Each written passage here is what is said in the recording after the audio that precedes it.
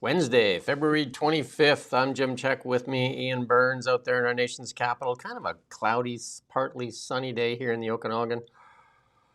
We got a really big show, and that's why it's called the Really Big Show. We got lots more. Let's get some of the headlines here. First of all, Carney says his new government will fix Canada's nightmare. Canada buys LNG from Australia. Heck, it's only 25,000 kilometers away.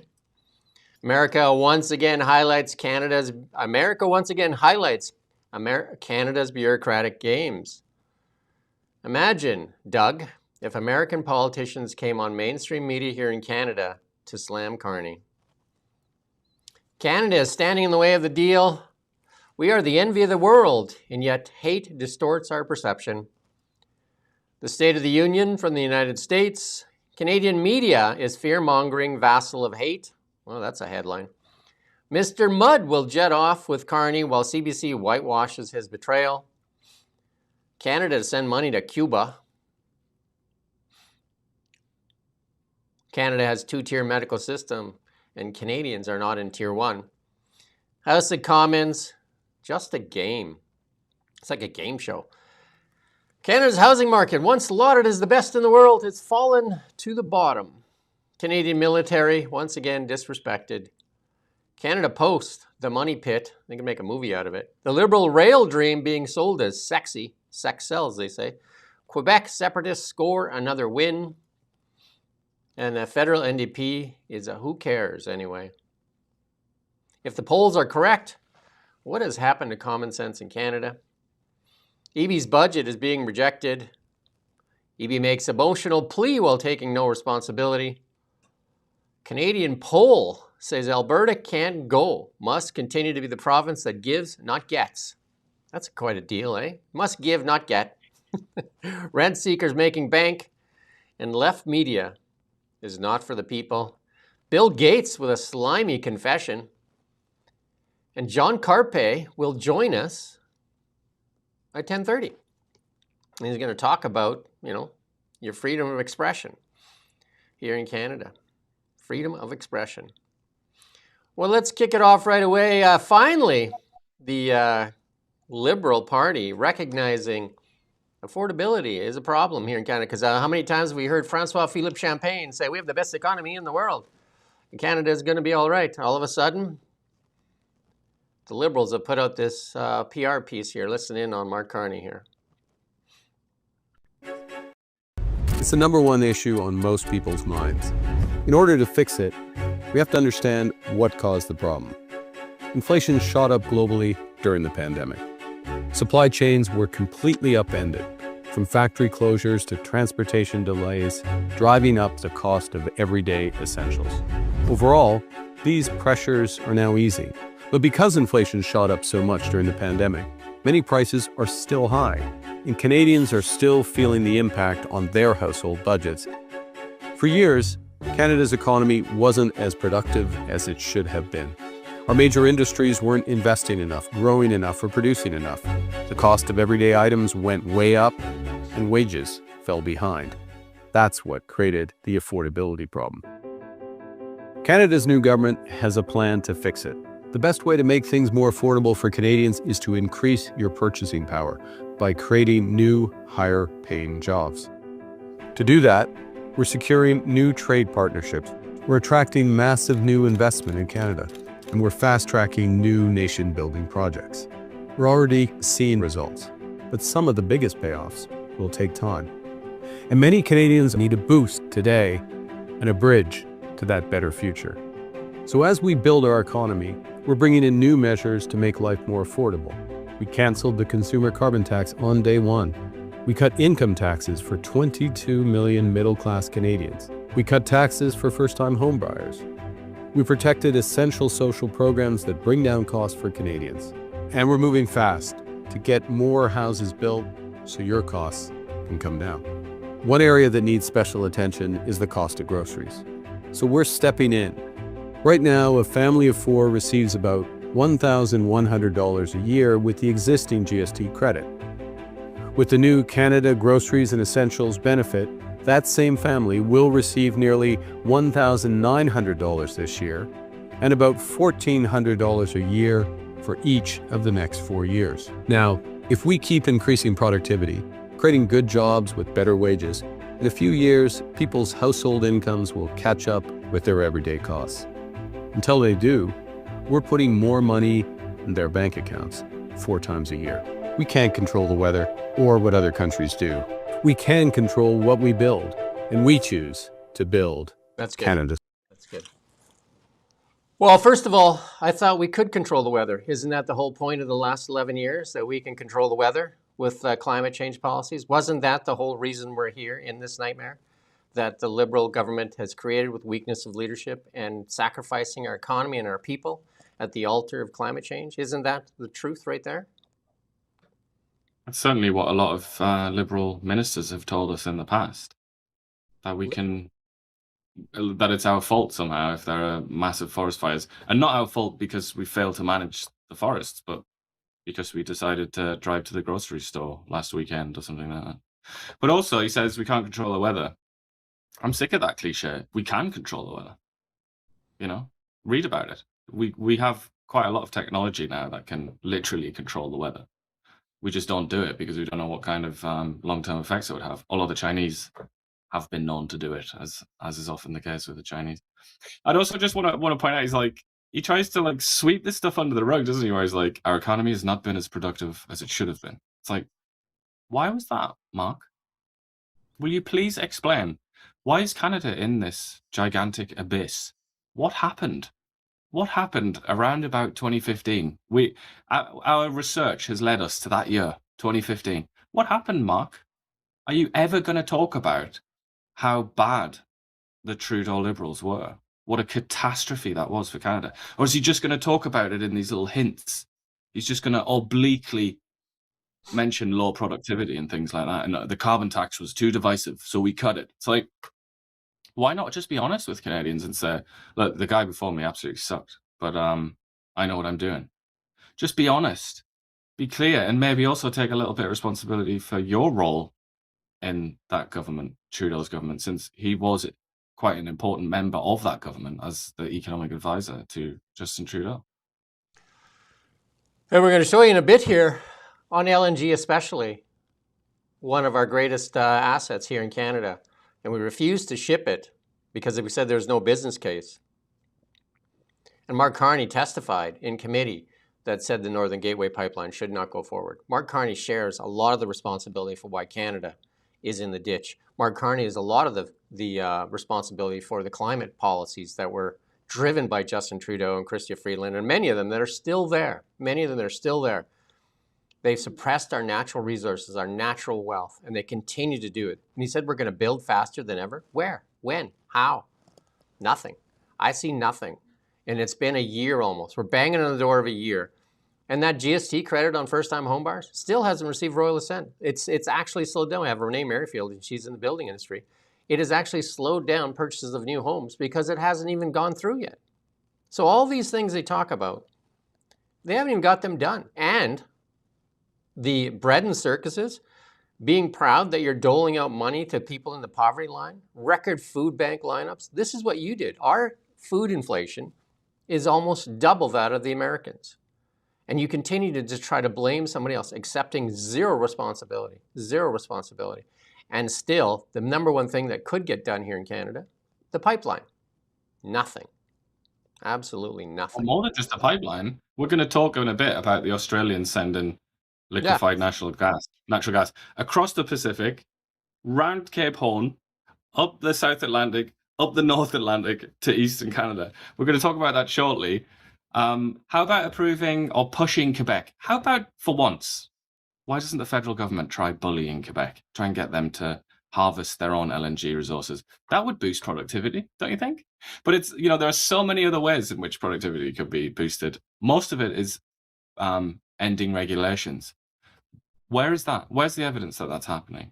We still have all of these laws that what Danielle Smith and her, people sympathetic with her call the 9 bad laws. They're all still there. They just put a magic law which unlocks all those laws when they feel like it. But they haven't. Felt Yeah, like it. even that's collapsed. Even that's failed. And they haven't even felt like it yet. That's the sad thing. They haven't even felt like it yet. And it reminds me of an Alice Cooper song. I don't know if anybody remembers, any old as me here. Welcome to my nightmare. And you're going to like it. And welcome to my night. I won't sing because I sing terribly about. Welcome to my nightmare. This is Canada, and it's weak leadership. It's weakness of leadership, and it continues. And now you're trying to sell this. And Mark Miller talks about misinformation and disinformation. That video that they did there, that puff piece, is full of misinformation and disinformation. The number one thing in there is we can't control the weather. Although the Liberals have been trying to say they can control the weather by you making sacrifices for the past 11 years with carbon taxes and telling you can't do this. It's even worse. They say their argument would be, we can't control the weather, but we can control the climate, which is just the most insane thing you could ever say. It should say, more fairly, it should say, we can't control the weather, but we can control you. That they've done a hell of a job at. And yeah, we have to stand back and admit they've succeeded in that. They've done very well in it. They have done amazing at controlling the Canadian public, driving fear, and that's the. And again, let's just look at this next Canada's middle class. We're going to keep this one around here. Burn this into your retina. Prior to the Liberals taking office, I don't think Mark Carney wanted to show that little graph there or that image there in his little slideshow there that he was doing, pitching Canadians on how he's solving the problems. What's been solved? It seems like we're careening off a cliff even at a faster pace. No deal. I don't see a deal. You see a deal? We're going to talk about the deal here in a couple seconds. No deal. No pipeline. Fast-tracking projects. I think the one that they lauded there that was going to be the big one, the Sisson project, the Sisson mine. It's going to start in 2029.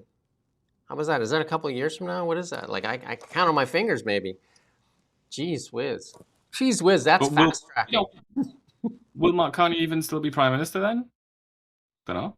Well, maybe not. It's like, the thing is, talking about going at speeds we didn't know were possible. Again, with the, Captain Picard speech, Captain Kirk. No. We need evidence of that. We need to see this starship moving at these speeds, and that has not been obvious to me, at least. It's all performative, and here's this what you brought up here. Look at this map here. Look at this. This is where, again, remember this, burn this one into your retina as well. Justin Trudeau told the Japanese, the Germans, and the South Koreans there is no business case for LNG. David Eby was on board with that as well. No business case for LNG. And also, Mark Carney, economic advisor at the time, also testified in committee on the Northern Gateway pipeline. No business case. Karina Gold said landlock of all of Alberta's resource, still in cabinet, or not in cabinet, but she's still a Liberal MP, still there. We're literally buying LNG from the other side of the world.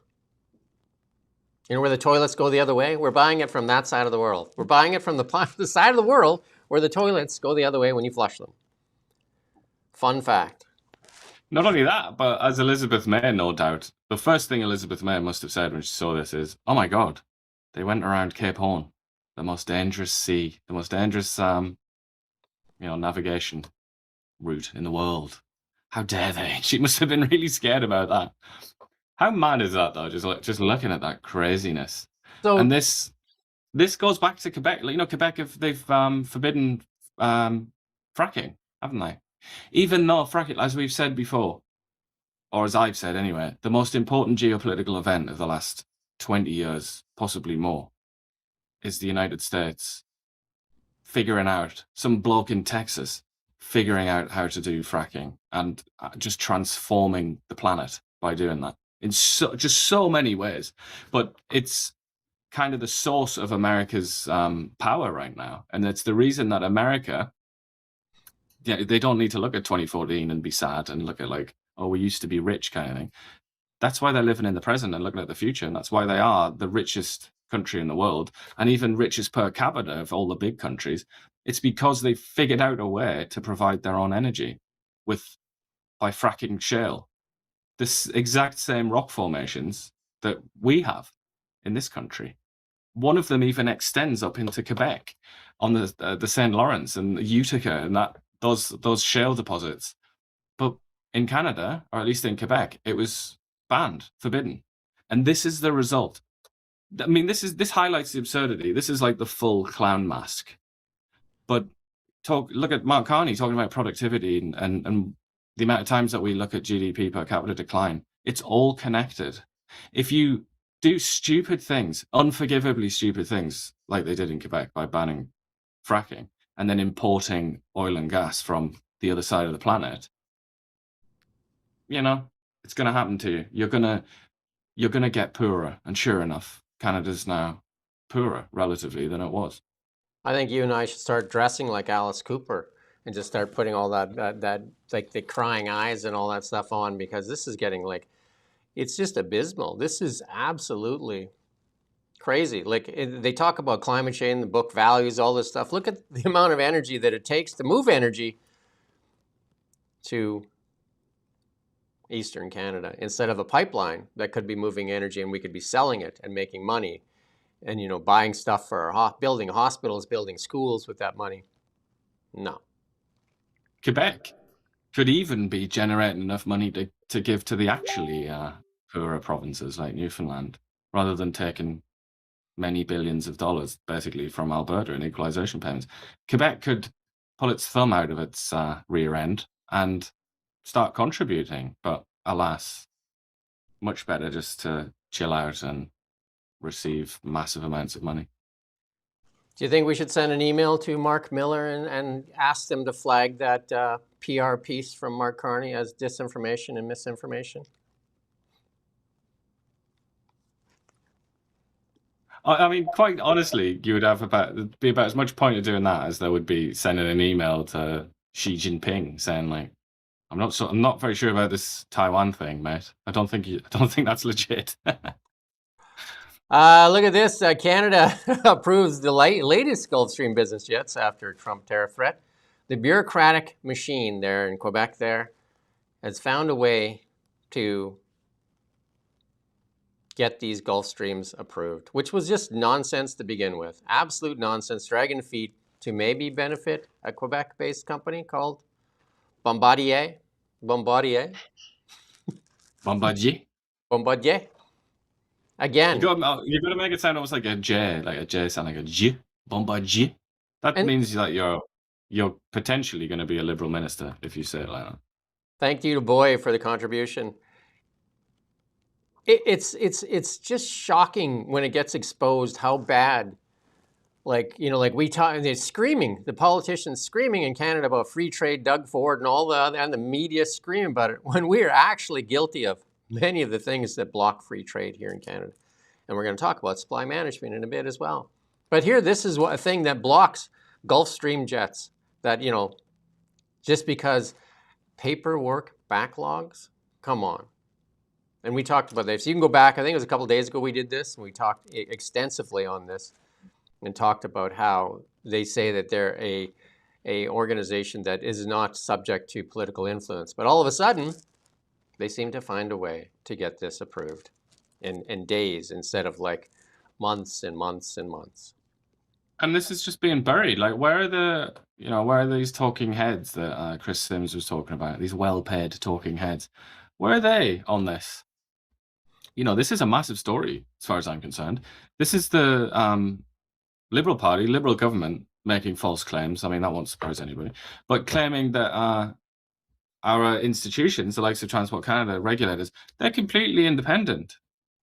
You know, chill your beans out, Mr. Trump. We're not going to just go, you know, this is not a tin pot banana republic. We're not just going to make a call and get something done just because you've complained about it. Lo and behold, a couple of weeks later, that exact thing is done. This is institutional decay, isn't it? Like, this is something that, had this happened under the Conservative Party in different circumstances, this would be top news, biggest scandal in Canada. We're talking about how the Conservative Party or the government has leaned on one of the regulators for political reasons to get a decision, which, by the way, as I point out here in this 5 things, the US regulator even said that these newer planes might not work when it's really icy.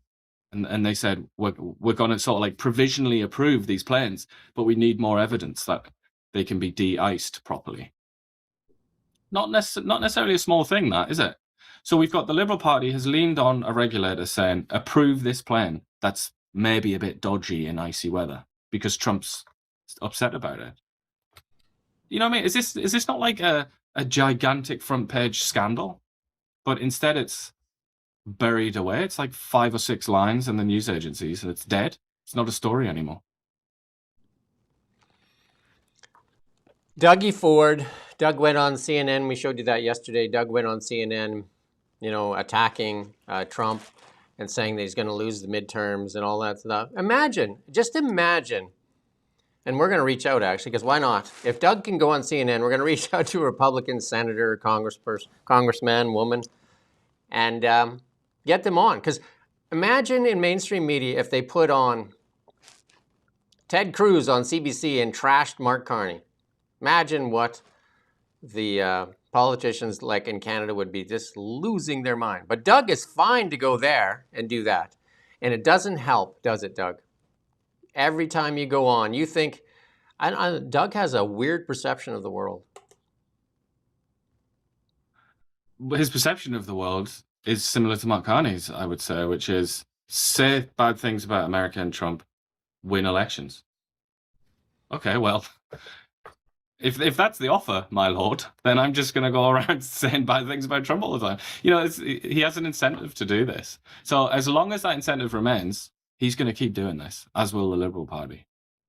And of course, the left-leaning media in the United States more than welcome people like Doug Ford on so that they can slam the current administration. We're going to show you some stuff on. We're going to show you the State of the Union in a bit here, but we're also going to talk about a lot of this left media basically losing their mind. And they're really showing who they are, absolutely showing who they are. But here's Jameson Greer here talking about what needs to happen to get a deal. And again, we said this yesterday. Imagine how many nations would trade for what we have. We are the envy of the world. We're literally this country that is as resource rich as possible, probably one of the richest resource nations in the world. And we're parked next to, by geography, we're protected by 2 oceans, we're parked next to the largest economy in the world and protected by the most powerful military that has ever existed on this planet. And yet we're like the jilted girlfriend, and we're an angry, hateful, jilted girlfriend. And we spit venom all the time. But imagine how many people would just take our place at even at an angry position. Imagine how many nations would take that place. Yet our media and some in the party here a lot of politicians have basically lost their mind because they believe that anti-American sentiment is a winning open goal. Let's listen to Jameson Greer. It's not just believe, it's true. It's true, I think. Can we just ask you, what's the status of talks with Canada right now? So right now with Canada, they have a new chief negotiator that will meet our chief negotiator. I'm in contact with Dominic LeBlanc, who's Minister of Commerce in Canada. We keep in contact. They express an interest in having some kind of alternative deal. Right now, again, as I mentioned earlier, we're quite focused on reshoring supply chains related to automotive, steel, and aluminum. We've shipped 300,000 metric tons of steel more last year than we did the year before. We made more steel than Japan did last year for the first time in decades. That's what we're focused on. If Canada wants to come in and participate in this type of reshoring we're trying to do, we're happy to have those discussions. What do you mean by that, participate in the reshoring? What do you mean? Well, what I will say, I thought there was more to that. There was more, but I didn't say stop. Is when we go to other countries and we make a deal with them, the other countries, they agree that we can have a tariff on them, that we can have a protective tariff to protect our industries as we try to reshore, and they open their markets to us. If Canada wants to agree that we can have some level of higher tariff on them while they open up their markets to us and things like dairy and other things, then that's a helpful conversation. We have very open lines of communication. We'll keep talking. I tend to try not to negotiate in the press or anything like that, and we have discussions ongoing. So, Oh, mentioned dairy again.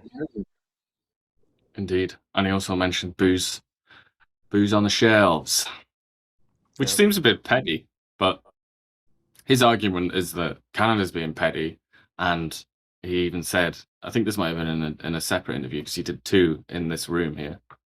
Another thing he said is it's quite a contrast with Mexico. So he's trying to play off Canada and Mexico, and he's talking about things like booze and dairy. And then he also said, well, that was in that one, wasn't it, where he said, we don't want Canada to get stuff from Vietnam and China. Vietnam, obviously, is like when tariffs and when the focus was on China, what a lot of producers did was just move to Vietnam. So they got a lot of stuff from China, put it into Vietnam, assembled it there, and then sent it to America. It's like, oh no, this is Vietnamese, my lord. Now they're onto the Vietnamese. So what they're concerned about now is that it's going to come from places like Vietnam into Canada, and then Canada will be the entry point into the US. And it'll be sort of falsely represented as being a Canadian product, but really it's just another way to get these cheap East Asian goods into the American economy. And that's obviously as well also a warning, isn't it, about this deal that Carney's done with the Chinese. But yeah, the dairy, it so often comes back to dairy. I think it's right to highlight that. Which hurts the Because consumer what as well. the hell does that mean to the average Canadian? Like, it's to the average Canadian, that means, oh yeah, I have to pay loads for milk. I have to pay more for milk than I should. When are we going to get a government that puts the people first? Because, I mean, democracy is about your vote. And that is the one thing the citizens get. That is the difference between a democracy and an authoritarian government. You get to vote. If your vote's nullified, and if you don't come first, it's not like we voted for you, then you can run all these cartels and be beholding to oligopolies, cartels, all these different things, and big corporate things like Tim Hortons getting them temporary foreign workers. That's not what it's all about. It's supposed to be about you, the citizen. Thank you, Fickle Knot, there for the contribution to independent media. I think independent media is our only hope. We did a really good interview yesterday with Chris Sims from the Canadian Taxpayers Federation. It's also clipped out as a separate thing. She did come on the Really Big Show. And it's clipped out, though. You can watch just that interview there. I'd like you to watch that, share that, get that out far and wide, because it really talks about the situation of media here in Canada and in some of the United States. The media has sold its soul to become like just mouthpieces for the government here. We're going to show you many more examples of that coming right up here. And yeah, and Donald Trump did the State of the Union there yesterday as well. We'll play a small clip of the State of the Union just to give you a flavor, and then we'll talk about it. I watched the whole thing, so let's play this clip here. So tonight I'm inviting every legislature to join with my administration in reaffirming a fundamental principle.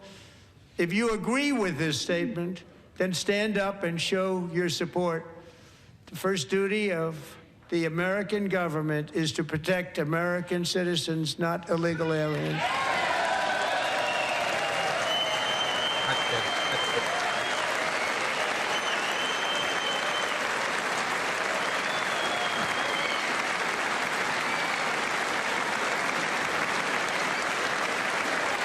That's good. Hey.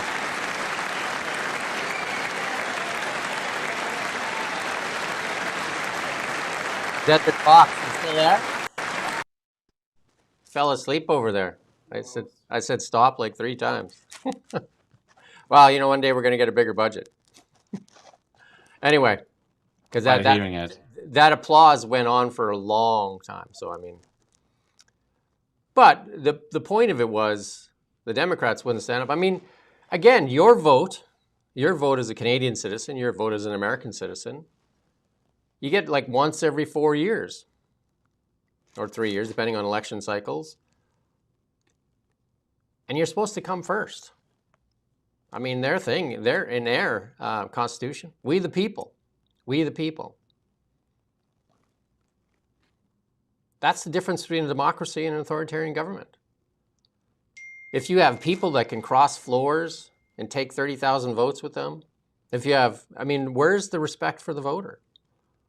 And in this case, they're talking about they want more protection for illegal aliens. And the same thing's going on here in Canada. We're going to show you some of that later. We've got a two-tier health system here where Canadians come last. Why is that? Why are they spending more time? Is that vote more important? Because that's what it seems to be like. It seems to be those people are being put first above people that are here. Are youth sacrificed so that a few corporations can get cheaper labor? Tim Hortons, A&W. We're using basically the immigration department as their HR department. You have to sacrifice so that they can have cheaper labor and higher profits. Michael Ma, Chris D'Entremont, and Matt Mudd Jeaneroux decided that your vote doesn't matter and that democracy to them doesn't matter. And the same thing in the United States last night. I mean, let's play this first. Let's play CBC fact-checking the State of the Union. It's featured heavily tonight in Donald Trump's State of the Union address. Let's check in with Lindsay Duncombe, who was checking the facts. Lindsay, what stood out? Well, Adrian, I was struck by how the president spoke about the economy in glowing terms. He described it as roaring, and that's an exaggeration. He said inflation is plummeting. Again, an exaggeration. Inflation is slowing, but it is still higher than the Fed's target of 2%.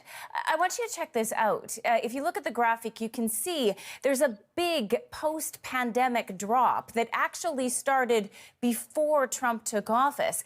And January's inflation rate was 2.4%. Economists say it is those tariffs that continue to drive costs up.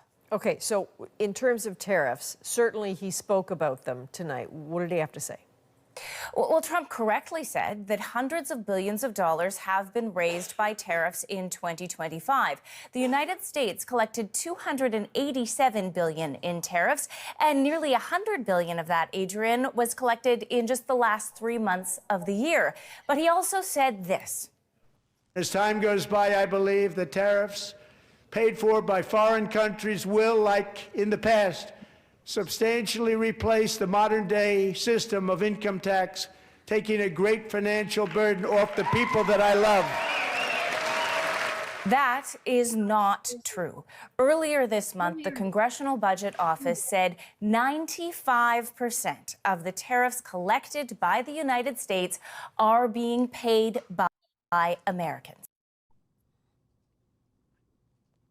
What a corrupt organization. Where's the fact check on Mark Carney's PR piece? Where's the fact checks ever on Mark Carney? This is a TDS network being funded by the liberal machine, and it drives hatred for the people that we should not be hating, that we rest comfortably every night under their safety and protection. Every night. And we rely on them for our economy. We rely on them for protection. And yet, this TDS network relies on you to be stupid enough to believe their hatred and venom. But, I mean, can you imagine that? Can you imagine that tone of voice? Can you imagine those stern faces from those exact people talking about, I don't know, just the whatever nonsense Melanie Jolie says today or tomorrow, next time she makes an appearance? Can you imagine that? How about Mark Carney, like you said, when Mark Carney's talking about moving at the speed of whatever it is, speed of light times 10. When he's talking about that, can you imagine them cutting back to one of the reports saying, that's not true.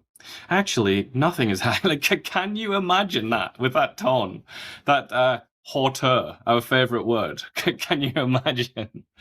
Look, no, you can't. You can't imagine that, can you? Which is why everybody who's paying even a little bit of attention knows that the CBC is one of the media arms of the Liberal Party. They are hostile to Donald Trump, of course they are, because the Liberal Party is hostile to Donald Trump, and they're also hostile to the Conservative Party because the Liberal Party is hostile to the Conservative Party. It all follows along very neatly and very nicely. The question really is, why is there anybody even asking questions about it? Like, why is it even a debate anymore? Why is it possible for the head of the CBC to go into a parliamentary committee and say, we're not biased. We have no biases whatsoever. Why is that possible? Why can't we laugh these people out of our society? You know, because it's reached a point now of such extraordinary absurdity. I just find it intolerable. Media plays a very strong role in a healthy democracy, and it's not healthy in Canada. You can help us because we're going to fight back, and many independent media outlets are trying to fight back. Many independent journalists are trying to fight back. But you have to give us a bigger voice because they have the mouthpiece, and you need to turn them off. You need to shut them out. You need to stop following them, stop watching them, stop all that stuff because they think that they run Canada. They drive fear into the hearts of people that are, I don't know, susceptible or weak or whatever they've done. It's just a steady feeding of fear. And if you have friends that are stuck on the CBC, have them watch this for a while and just say, let's just watch it. Because at first they're going to say, that's not true, that's not true, that's not true. But we show you the facts. We show you the graphs, the charts, the stuff that comes from committee. We're not making stuff up. CBC, on the other hand, all they do is drive wedge issues and hate and fear all day long. And, you know, like this fact checking, where is the fact checking ever done on Mark Carney? They have access to the whole group. They have access to all of them. They have their cell phone numbers. Where's the acceptance or someone taking responsibility for the decision on the Emergencies Act? Where's that? Nowhere. Sealing the vaccine files for 15 years. CBC seems comfortable with that it's okay to seal it because they were complicit in that whole vaccine COVID nonsense. They were all complicit in it. CBC is no longer a news organization. No longer a news organization. They are a liberal propaganda machine. And even worse than that, they're a shield for the Liberals. They prevent us from getting access to them. So you can help us by sharing this on your Facebook, by becoming a member, by just coming here every day, by sharing it as much as you can, and supporting how you can. Yeah, we're going to put the link in here. You can go find us on other channels, and you can put support into the reallybigshow.ca as we try to grow this show even bigger, because we must get the truth out there. I watched this on Bloomberg this morning, and I just have a screenshot of it. Look at this guy here. You're not going to see it very well because it was while I was working on it. I took this. Jason Stanley from the American Studies Chair from the Munk School of Global Affairs. He made the CBC. He made the CBC sound tame. What he said was, and I couldn't believe that. I watch Bloomberg all the time, and I thought, like it's not. They let this guy spew nothing but venom for like 10 minutes, saying that the Trump administration is racist, that it doesn't allow black people to vote, that we can't let this ideology creep into Canada. We must support immigrants. Just all kinds of stuff that he said that is completely misinformation, disinformation, whatever you want to call it. And incitement. You might even be able to get an incitement claim against him, I think, because he pushes it to the very extreme. He's absolutely like bonkers. He's just a hate machine, just a literal hate machine. And he's preying on weak people. You've obviously seen him before then. You've seen some of the stuff that he's... This is the same guy that wrote the Globe and Mail article, remember? Oh, right. This is the same guy that we mocked. I'm familiar with this chap. If you type his name into... just type Jason Stanley meme into Google, right? And it'll probably be... There's like a website that gets all the memes together. Yeah. It just look. He is very, very funny.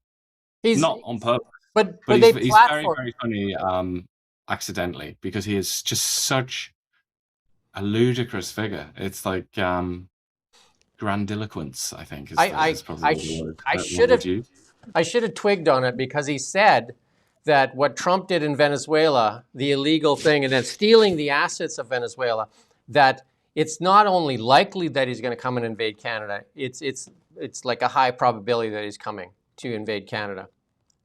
I'm just like, and they platformed him for like 10 minutes and nobody pushed back and said, well, that seems ludicrous. That seems ludicrous. They just let him go and said, oh yeah, that's interesting. That's interesting. And then to the people out there that are still gullible enough to believe this nonsense. Again, America's not our enemy. Donald Trump's not our enemy. We are the enemy. Look at the chart. The chart starts in 2015. Donald Trump was not in power in 2015. We did this to ourselves. We did it to ourselves. And any nation in the world would trade places with us. Even at Trump at his worst, we would trade places. What's beneath the ground, our feet, is all the riches that you could believe. And who stops it from getting anywhere? BC, Quebec, Ontario, the Liberals. Like who's actually the only people that are really pushing for the wealth in Canada? Danielle Smith, Scott Moe, Pierre Poilievre. It's not even Doug Ford. This guy's like literally like crazy. Like we needed somebody that can paint a vision of a better tomorrow, not somebody that has you begging for crumbs, literally begging for crumbs. Anyway, here's John Fetterman here. While the State of the Union was going on, quite a few of the Democrats, the majority of Democrats, would not go in there. They boycotted the State of the Union. And a lot of the seats were filled with journalists instead of Democrats. But the Democrats were attending a mascot party or whatever. Let's just play this little clip here from John Fetterman. I don't care if it's a Republican or Democrat as a president. Just don't do that. Don't do that. Respect the office, regardless who's in that. And now for me, it's like now when half the people in my party haven't showed up, and then some of them have chosen to just yell and say and scream during all of it, I just don't think that's what we want. And I don't believe, as a Democrat, I think like dancing frogs really moves the ball for us as a party either. So I watched the State of the Union. I mean, Trump is Trump. He's very performative as well. And, Marco Rubio would probably be up there with more of a velvet glove. I mean, Donald Trump definitely was rubbing the Democrats' nose into much of the mess, pointing it out. I mean, CBC, their food inflation is half of ours. Half. Their economy, again, go look at the likes of John Deere and stuff like that. There's stuff going on down there. There's investment in the United States, including, why don't you just ask, including Brookfield and Cameco are building 8 nuclear reactors in the United States, not in Canada. But CBC paints it as their economy is not doing well. Their economy, it's a tale of two nations. We can show you the chart after chart after chart, but CBC don't want to show you that. Their economy is going up. He announced last night that people are going to get $1,000 if you don't have a 401k. He's going to match $1,000 for everybody that doesn't have a 401k. That's a great thing for citizens. No tax on tips. Great thing for citizens. Why not do that here? No tax on Social Security. Oh my God, wouldn't that be just a great thing here in Canada? Not allowing corporations to buy homes. Wow, wouldn't that ever be a game changer here in Canada? All these things they don't talk about. And the American electorate voted for Donald Trump for a massive deportation. That was one of his #1 platforms. They opened the border, like wide open, and lied about it forever. And they said they're going to deport a bunch of people. That is the mandate that was given, and that is a majority mandate, not like in Canada, because we don't have a mandate, we have a minority government. They were given a majority mandate. They won the House, they won the Congress, and they won the presidency. And won it by high margins. That's what the By today's standards, I guess, yeah. What's that? Yeah. By today's standards, it was actually a pretty tight election, but by today's standards, that's won about all as the- good as you can get because it's so polarized now. You can't imagine a Ronald Reagan or Richard Nixon style, sweeping the board. That's not possible anymore. So yeah, it was a pretty big mandate, yeah. And again, CBC, just take a look at the Canadian stock market. Take a look at the Canadian stock market, the top 10 companies, and then look at the top 10 companies in the United States of America. One company in the United States dwarfs the whole TSX. One company in the United States is double our GDP. And the companies on that side of the ledger are producers of value. 6 of our top 10 here in Canada are rent seekers. They're parasites of the economy.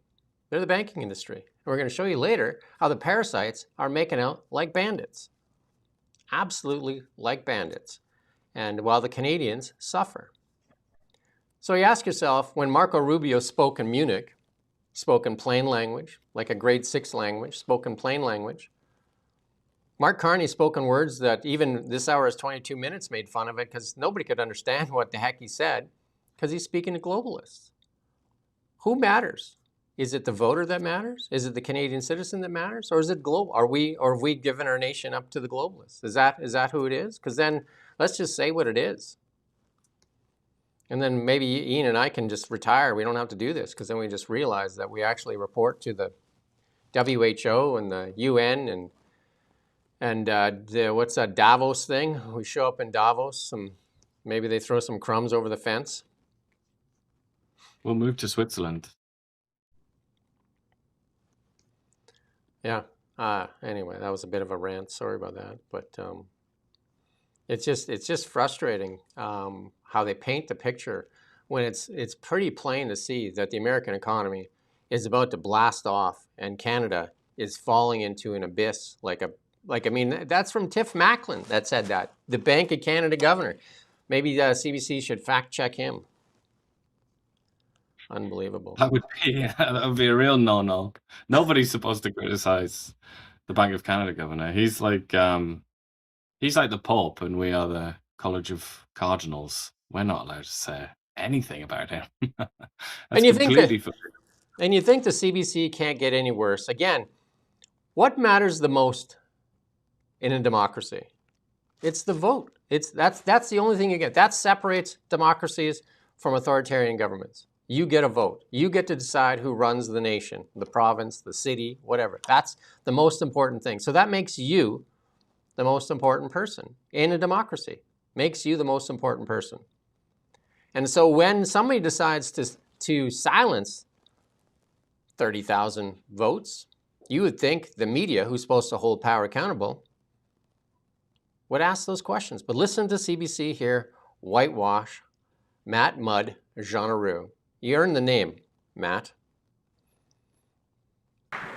Mr. Speaker, yes, Canada is not America. Yes, Canada provides essential health care to everyone. Whoa. It's this one here.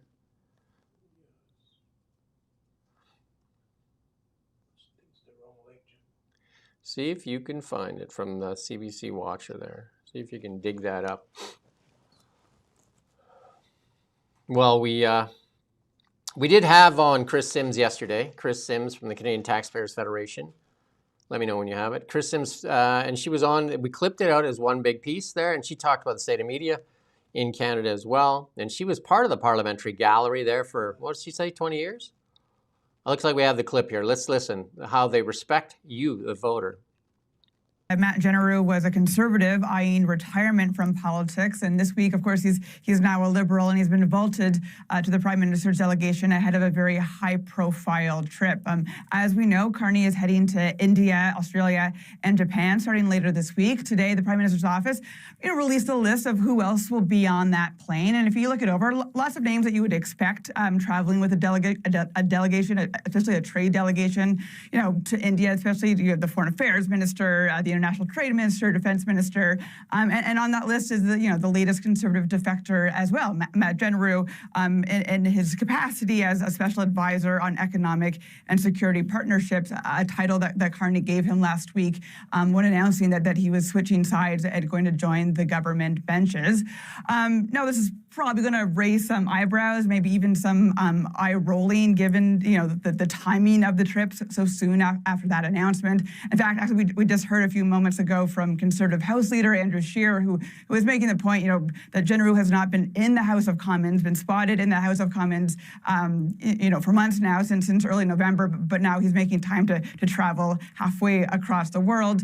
Jeaneroux's new caucus colleagues were asked about this, and this is what one of the ministers had to say. Yeah, look, I have a tremendous amount of respect for Matt. We sat on the trade committee for a number of years together, and so he's always leaned forward for Canada. Anything comes up at committee, I have a tremendous working relationship with him, and so he's well versed in the economic side of things, of course on the security side of things as well, and so I welcome any help on these trips, and it'll be nice to see him on the trip. Is it a present for crossing the floor? Absolutely not. He brings much value to the team. I've seen that firsthand at trade committee, and so I'm happy that he's coming along because we can use the help. Now, John Carpay, of course, is the third Conservative to make that switch after Chris Doncherma and Michael Ma, who changed sides in December. Interesting also, Ma was included on Carney's trip to Beijing not long after he made the switch. At the time, that was explained because his riding, of course, has a high diaspora community. John Carpay is in for a bit of a whirlwind trip here. He's off to India, as we said. He's meeting with, where the Prime Minister will be meeting with Prime Minister Modi, and then he's off to Australia as well, where Carney will be addressing the Australian Parliament. The first time a Canadian Prime Minister has done that in nearly 20 years.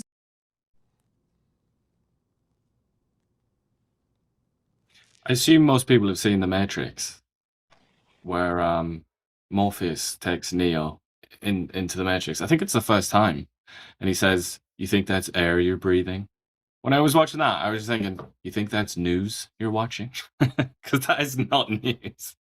That is not news. And I know people might say, oh, you're not news either. Yeah, no, this is commentary. This is news commentary. What are you? How about you, CBC? How do you justify that? We got one of our commenters here said, why do I need the Canadian media to read government press releases? I can read them myself without the bias. Indeed. Why is it that people on this channel, commenting on this channel, know more about our institutions, more about journalism than the national broadcaster? Shouldn't they know a thing or two about journalism? That is, that's so bad. I'm used to them being bad, but that is one of the worst I've ever seen. That was absolutely They tragic. need to put sponsored content right across the top of that, and just a puff piece. And whitewashing Matt Jean.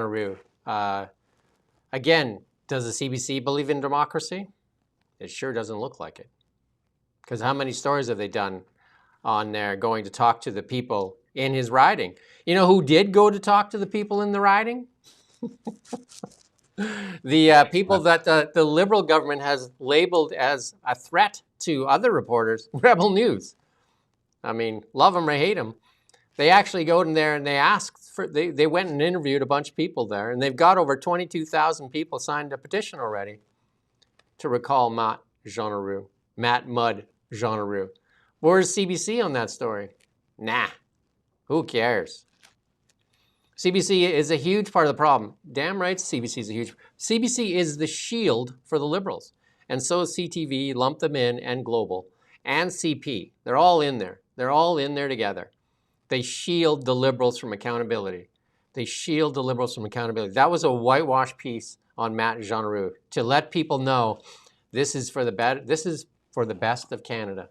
In a conservative riding, a stronghold, they went in there and just ripped the heart out of those people of the 30,000 votes and said, no, Matt Jean decided that this is better for you.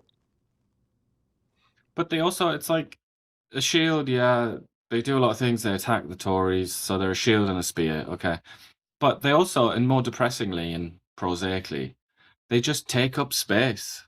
They take up space and energy. There's only so much media and news and journalistic energy and space in any given society. And CBC takes up so much of it. It's like they're taking up like 3 seats on the plane. They've hijacked this space. They are bloated from sausage out of the whole scene, out of the whole journalistic landscape. And obviously financially as well, they do that because there are only so many journalists that are ever going to be employed in a society. CBC has sort of like the lion's share. But it's so depressing and it's so sad, isn't it, that they would do that? They were just sat there. And I think that the person that said that it was like a press release, yeah, that really was a press release. You could transcribe that, and that was a press release. Or it's like Matt Jean will be coming along for his expertise and committees and his knowledge of. But it's like, no, that's a press release. As Chris Sims said yesterday, or as we all said, it's your duty as a reporter. If you're serious about news, you're serious about being a journalist, it's your duty to be skeptical of power. That's your first responsibility. Did you see any skepticism towards power there? Like even a little bit, even a tiny little crumb of She was skepticism. actually smiling. She was smiling that Matt Jean-Roux got to go. She was actually like grinning, just like, because the conservatives threatened their jobs though too, that they're going to defund them. So, that's you know, they're willingly throwing away their integrity for sausage rolls, literally for sausage rolls. And I've put it there. I mean, we don't have to look at it, but we're talking about Matt Jean-Roux. This is something that maybe you might do if you were a skeptical, newsy kind of guy. Is look at Matt Jean-Roux's Twitter account, which is one of the main sort of vessels for communication with his constituents. Still locked. Locked. There you go, Matt Jean-Roux. Good job. Just remarkable. You don't matter. So again, democracy, I mean, it's right there. Like the difference between a democracy, I don't know anything else. Like what does the voter get? If Canada is a democracy, then it's because you have a chance to vote, a choice to vote. And if they decide, CBC and the Liberals decide what those 30,000 votes mean, is it a democracy anymore? If the CBC and Mark Carney and the Liberals decide that they want no accountability, like we reached out to Matt Jean-Roux, we've asked them to come on. No response, obviously. We've reached out to many Liberals, no response, obviously. By the way, we saw that little clip there that we got from the Desert Fox. That little, what we just saw of his Twitter account. That's because the Desert Fox is a follower of Matt Jean-Roux, whereas I'm not.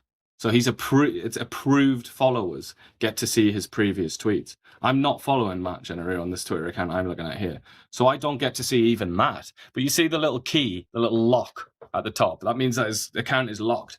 So if you look at this on an account that is not following Matt Jean-Roux, hasn't been approved by Matt Jean-Roux as a follower, so he has to give you the stamp. Then you see that. What I see, I don't even see a feed. And this is what the majority of Canadians will see. Nothing. It just says, these posts are protected. Nothing. Can't even see his previous tweets.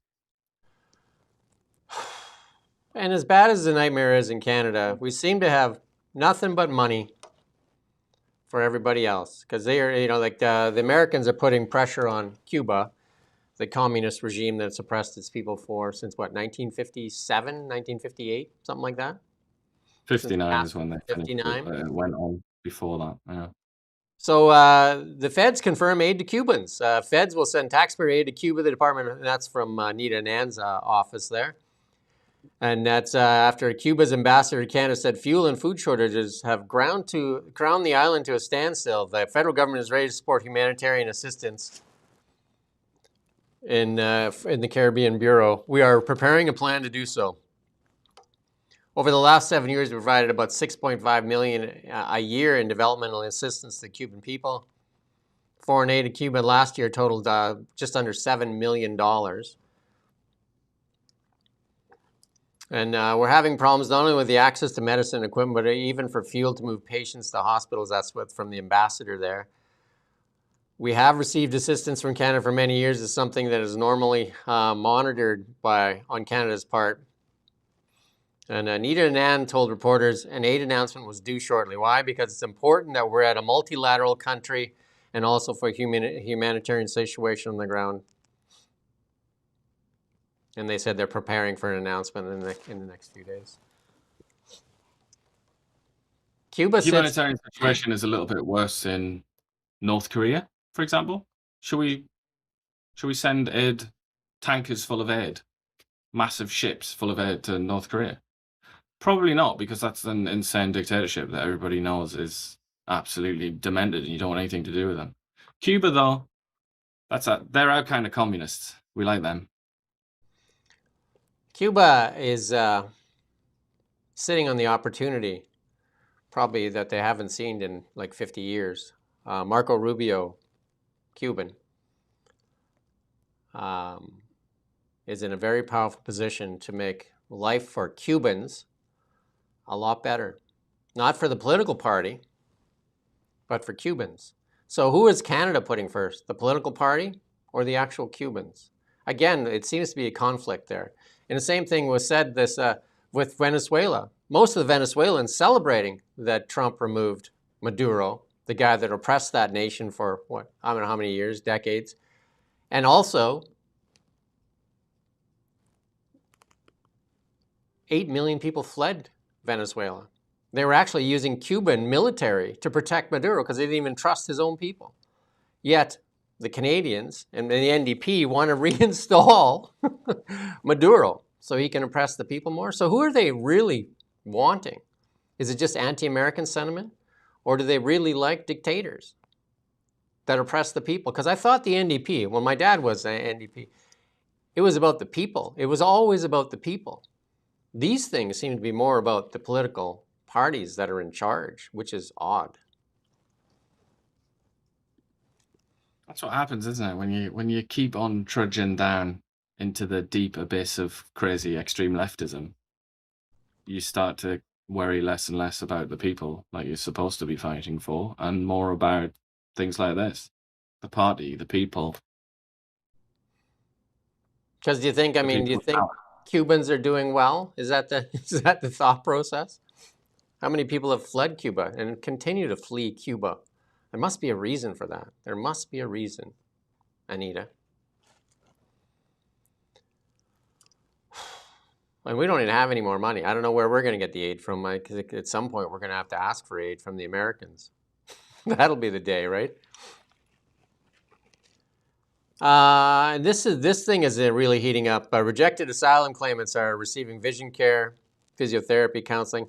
They're getting better access to health care than Canadians are getting. 24,000 Canadians died on a wait list. And we've done stories on it. People dying in emergency rooms, waiting 15 hours. We showed you that just the other day. We showed you when somebody was in a waiting room. What did it say, 15 hours? You've personally experienced it in waiting rooms. Every time we turned on that immigration tap, foolishly, inflated our housing market. We created this massive bubble here. And we also created this whole business enterprise around like lower tier colleges and universities, or colleges, I guess, Conestoga College there, where they had 87% or 86% of their enrollment was foreign students. And who paid the price for that? The community did, with high unemployment for youth because they were allowed to work and they did it for cheaper wages. You paid for it with higher rents. You paid for it with low to no access to health care. And meanwhile, people that are rejected asylum are getting better care than Canadians. Who does the government represent? What does your vote mean? What literally does your vote mean? And I'm going to skip the next one. We're going to just go right to Mark Carney there, and because he's asked about these questions. It's asked over and over again about this two-tier healthcare system. Listen in. Mr. Speaker, yes, Canada is not America. Yes, Canada provides essential health care to everyone in this country. The increase in costs in this program referenced in the... Mr. Speaker. Yeah, that's all. Fact check, anyone? CBC? CBC are doing it right now, aren't they? They're doing the fact check on that right now.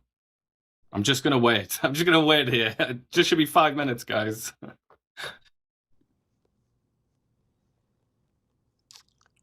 I don't know. Like, I mean, it's like a performance there. There was a couple other clips. I don't know if we have them later or not, but there were a couple other clips there with just going back and forth. Is like, I'm a new government. You've been here forever. Just like, it's just like, they don't they think they're just quipping each other there, but like, I mean, they're answering to the Canadian public, and there's no seriousness to it. And it's clear that there's a two-tier system, and they try to lie about it and just spin it and turn it around. And like, why do people that aren't even supposed to be here get better access to health care than Canadians that are paid into it. Why are And even we? stuff like physiotherapy and optometry and counseling and all this kind of stuff. Like, these are the luxury things that you get if you've got a job. Then you'll get insurance, and even then, you're probably going to be paying a bit of it yourself. Copay, yeah. And yeah, here we have people who, bear in mind, we're going to listen to Steve McKinnon here disgracing himself, disgracing Parliament, disgracing the Liberal Party, disgracing everything that he's ever been associated with. Just to bear that in mind. But we have to remember, these are rejected asylum seekers, people who are not legitimate asylum seekers. They've tried and failed. Right? So it's not like, we're not talking about the poor, desperate people who've come here to be rescued and all the rest of it. These are people who've been rejected, and they get this. That's the most important thing to bear in mind. Now listen to Steve McKinnon tell disgraceful lies. So why are the Liberals voting to protect a system that puts failed claimants ahead of Canadians? Honourable Government House Leader. Mr. Speaker, it is very interesting to us. The Prime Minister outlined all of the ways in which temporary Canadians, asylum seekers, and others, those levels are going down and going down quickly. But it's very interesting to us that after a week away to lick their wounds, the Conservatives returned to Parliament and punched down at some of the most vulnerable people in this world, including, on this most solemn of anniversaries, an amputee child from Ukraine who comes seeking health care in Canada, that they would deny that person. The honourable member for Thornhill. They go again, calling anybody who questions anything about them names. Wasn't that amazing? They love pulling that card out every time. Every time that there's criticism for them, they pull the racism card. They pull. It is. Well, it's just like, oh, here we go. Sorry, child amputee from Ukraine. There you go. I win. Complete deceit, complete fraud. That is what. But seriously, for a minute, let's be serious. Anybody could do that. Does he think he's smart? Anybody could do that. That's not hard. That is not a difficult thing to do. Just to tell ridiculous lies, lurid lies like that, and just constantly go to the lowest common denominator and constantly try and manipulate and deceive. Anybody could do that. The Conservative Party, Melissa Lantsman, she could do that all day long. We could all do that, but we choose not to because it's disgraceful. But this chap, I had higher hopes. hopes. I had higher hopes for Tim Hodgson because I thought he was a serious guy. But look at him grinning there. Like, I mean, it's like they're part of a circus. And the sad thing is that we're trapped in this circus nightmare. And these people are in control. And they'll do anything to get power. I mean, including, if you were a man of integrity, you wouldn't take those 100,000 votes to get yourself a majority. You would go to the electorate, and you wouldn't ramp up fear and play with people's emotions. You wouldn't do that. You would paint a vision of a better tomorrow. But they can't deliver on a vision of a better tomorrow because they can't even paint a better tomorrow because they're conflicted because of their chasing these climate agendas, which benefits their bank accounts. That's clearly what's going on. Because the conflicts aren't even, the CBC doesn't even bother to ask all the questions. Wherever Mark Carney goes, there seems to be Brookfield connections. India, China, Ukraine. But, you know, we all suffer, don't we? I mean, Canadians, first of all, they're the main sufferers. This is, after all, our democracy, isn't it? This is our thing. If it means anything, if being a Canadian means anything, it means that you come first in this system. So we also, when it's being mismanaged, we suffer the most and come last, one could say. But it's not just Canadians that are suffering here. It's also this amputee child from Ukraine that a Liberal minister has decided to metaphorically pick up and strap to his body and use as a meat shield, as a human shield for his failed policies, the failed policies of his government, so that he can, in his little mind, win an exchange in question period. That is seriously low. I just want to emphasize that. I don't want that to be forgotten. That he has just plucked a child amputee refugee from Ukraine out of his pocket and hidden behind it because he's being criticized for policy failures in the House of Commons. This is it deserves attention, this, but I know it's not really going to get any. But like, this is probably the best that we can do. Just take a look at that. Listen to that. Listen to it again. Keep thinking about this. That this is the caliber, the moral caliber of individual that rules you. The hauteur. This is your elite. Hauteur. The hauteur, indeed. He is a master of hauteur, this chap. But this is beyond hauteur. This is amoral. This is like getting on the road to extreme levels of cynicism and almost cruelty. This is just gross. This is absolutely disgusting. I can tell you right now, Ian and I could go in there tomorrow with no knowledge of how it works and do a better job in a month than they've done in a year. And I make that very confidently because nobody could screw up that much. I mean, it's almost impossible. It's like planned screw ups. Like it is just absolutely atrocious. Like you could do that. Just try a dose of honesty. Just to try a dose of honesty. Look at this. This is another piece in this refugee health benefits. And this is Jason Jacks stands there and basically in a hailstorm taking heat steady. Listen to this. Is clearly a very initial or a study based on data that preceded those changes. Would you be able to look into that as an example? If you were, I mean, now you've heard about it, you might want to inform the government of your findings. Sure.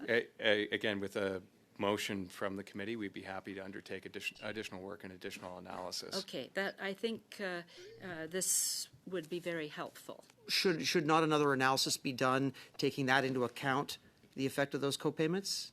And does this take into account the changes in the processes that are going to put downward pressure on the number of, as in C12, that are closing loopholes and decreasing the number of potential asylum seekers? No, it does not, but it's an analysis we can do for the committee.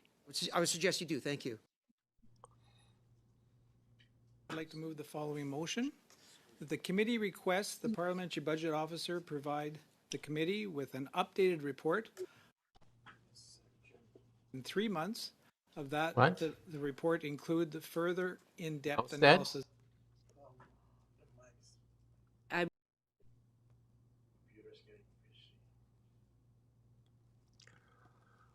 We might have some technical difficulties. I'm not sure what's going on, but you okay? Yeah, it's fine now. Oh, it's fine now. Anyway, they decided not to move forward because, you know, it's just stall tactics, just game. It's just gamemanship and gamemanship and gamemanship. Just crazy. But again, when we get a budget that's more like, I think CBC gets from the Canadian government $1.6 billion, and plus they make about 400 million, I should say. So about 2 billion. If we could just have a small sliver of that, imagine what we could do with the smallest sliver. I think we're going to do absolutely. Just on that subject, it is absolutely crazy that we pay all that money for CBC, and then you probably wouldn't know this, nor would anybody in this viewing this video, because they, unlike me, they probably don't have the CBC News app. But you go into the CBC News app and you go into a story, and it'll be like something like this: a clip from a committee. And it'll be like, although they wouldn't report on this because it reflects badly on the Liberals, but let's imagine it's something from a committee and you're reading the story and then the video's there and you press, okay, I'll play this 15-second video. And it's like, okay, here's 2 ads from Ford or something like that. So you pay for it. And then you also have to pay for it again by watching garbage ads on something that you can just watch. It's like a public service. You can go on that Parlvu website and just watch that. It's, you know, talk about disgusting. There's another slice of grossness for you. I interviewed Dennis Storshuk yesterday. I've been done lots of interviews with Dennis on Ukraine, and yesterday I interviewed him, and he brought an interview with a young man, a Canadian-born young man, I think 19 years old, that's heading off to Ukraine to fight. He has no Ukrainian roots, no Ukrainian family, no nothing. He just wants to go fight, which is, he said his family doesn't understand it. I mean, I don't understand it. And but here's Anita Anand. I mean, we've shipped so much money there, but listen to Anita Anand. This morning, I announced $20 million in support for Ukraine's energy infrastructure. In addition, this brings our total investments for Ukraine and supports to $25.5 billion. Mr. Speaker, Canada stands with Ukraine and makes sure that we are there with our allies so Ukraine can fight and win this war. Slava Ukraini. Again, more misinformation, disinformation. How does Ukraine going to win this war?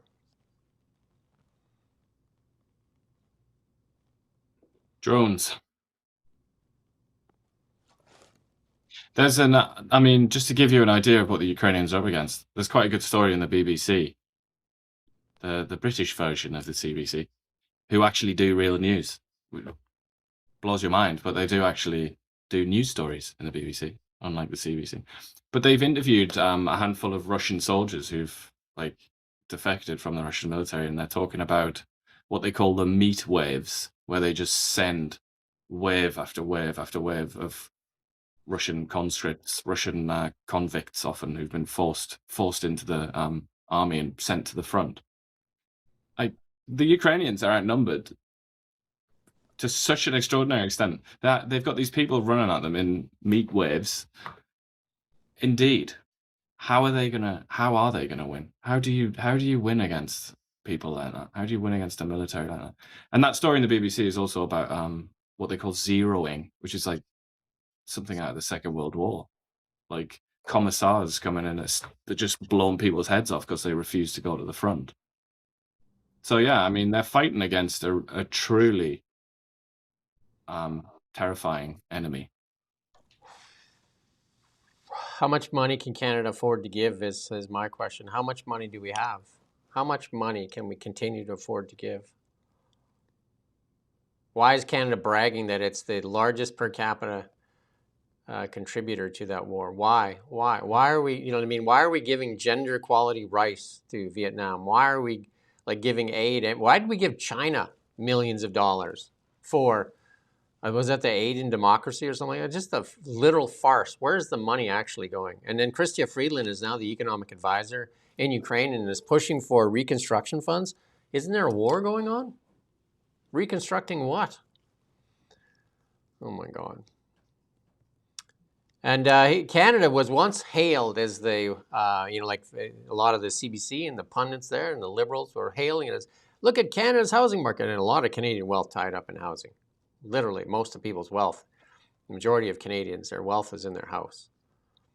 Canada's housing market, we showed you the graph yesterday, housing market stuff, it's the largest price decline among major economies. We showed you that yesterday. Canada and China. Canada and China. Good company. Good company, right? Good company. And we showed you that there's record, there's the 1.2 million mortgages that are going to come due here, I think, in the next month or so at higher rates. And there's, I think, a 50% increase in delinquent payments. That's reported by Equifax. We said that yesterday. You can go watch that clip yesterday. But here's a little clip here. Only 269 homes sold in the GTA. The lowest since, the worst since 1981. That's how many years ago? I bought myself one of my first cars in 1981. Let's play this clip here. Only 269 new homes were sold in the GTA last month, making it the worst January in the home building industry since 1981. CTV's Janice Golding breaks down the numbers. This building is 30 stories.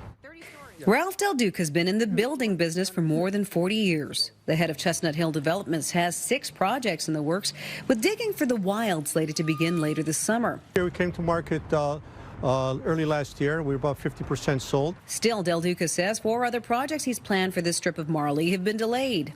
Well, it's slow, and you have to be realistic about your numbers and how sales go. I had Renee Merrifield on yesterday. She's a developer here in Kelowna. And I think she said, I mean, you can go check it. I think she said half the development permits are not moving forward and they won't get renewed. I mean, most people now, especially pre-construction, it's not moving. People aren't buying. They're getting burnt. They're getting burnt bad. And they're being forced to close. And they're not only, there's some people just think they can just walk away without lose their deposit, which is typically 20% on pre-construction. Just walk away. But no, the developer will now sue you for the difference in what they can sell it for and what you bought it for. So you could be on the hook for another couple $100,000 that you don't have. They'll sue you for it because you're obligated to close. And the bad thing is nobody's buying. So it's even worse. So it's actually going to get worse. My grad class was 1980, by the way. So there's a little thing for you. My grad class, 1980. Although I didn't graduate, I was part of the Trailer Park Boys. I had my grade 10 education. So I think it was like me and Julian got our grade 10 education. I went back later, but because they had turned 16, I started working in a sawmill because our family had no money and we needed it. So I went to work in a mill. A lot of young Canadians, a lot of Canadians don't even have that choice these days because they're closing all the mills. The sawmill industry in British Columbia used to be huge. It used to be massive. I know so many people that used to work in the mill industry. Yeah. Someone I have to. He's a good lad or lass. Ghost of a Chance, 77. Says, if only they'd learned from history, the Russians don't lose wars. Au contraire. My good sir, they've lost quite a lot of wars. Russo-Japanese War, 1905. They got slapped by the Poles in 1919, I think it was. The Polish-Soviet War. Obviously, they lost the Cold War. The Afghan War, Soviet invasion of Afghanistan. They lose wars. Like they're not invincible. It's a bit. I think what you're probably getting at is like attempts to invade and conquer them and try and take Moscow have failed. Obviously, Napoleon and Hitler. But yeah, and they also got slapped by the Mongols. That's gone back quite a bit into history. And then somebody else. I feel like there's a lot of misunderstanding about Russia. There's a lot of ignorance about Russia. We've got somebody here saying that Russia's an ethno-state. It absolutely is not an ethno-state. Really isn't. They have ethnic enclaves all over the Caucasus. They've got basically principalities, Muslim principalities. They've got in Siberia. They have, East Asian peoples. No, Russia is not an ethno-state. Really, I mean, and they don't pretend to be. Listen to Putin. So, this is a lot of people talk about. A lot of people talk about Vladimir Putin and Russia. And I feel like you don't listen to him. Listen to what Vladimir Putin says. Look at him when he's walking around in a mosque or something, talking about how Russia is a multi-faith, multi-racial, multi-ethnicity federation, and we're all one happy family. Russia's definitely people have the wrong idea about Russia, I think. John Carpay is going to jump in here in a minute now, and then we're going to probably come back to the rest of our show because we got quite a bit left here. This is Brian Mulroney, the former Prime Minister, has petitioned the Liberal Cabinet to approve full combat benefits for Canadian veterans from the Persian Gulf War.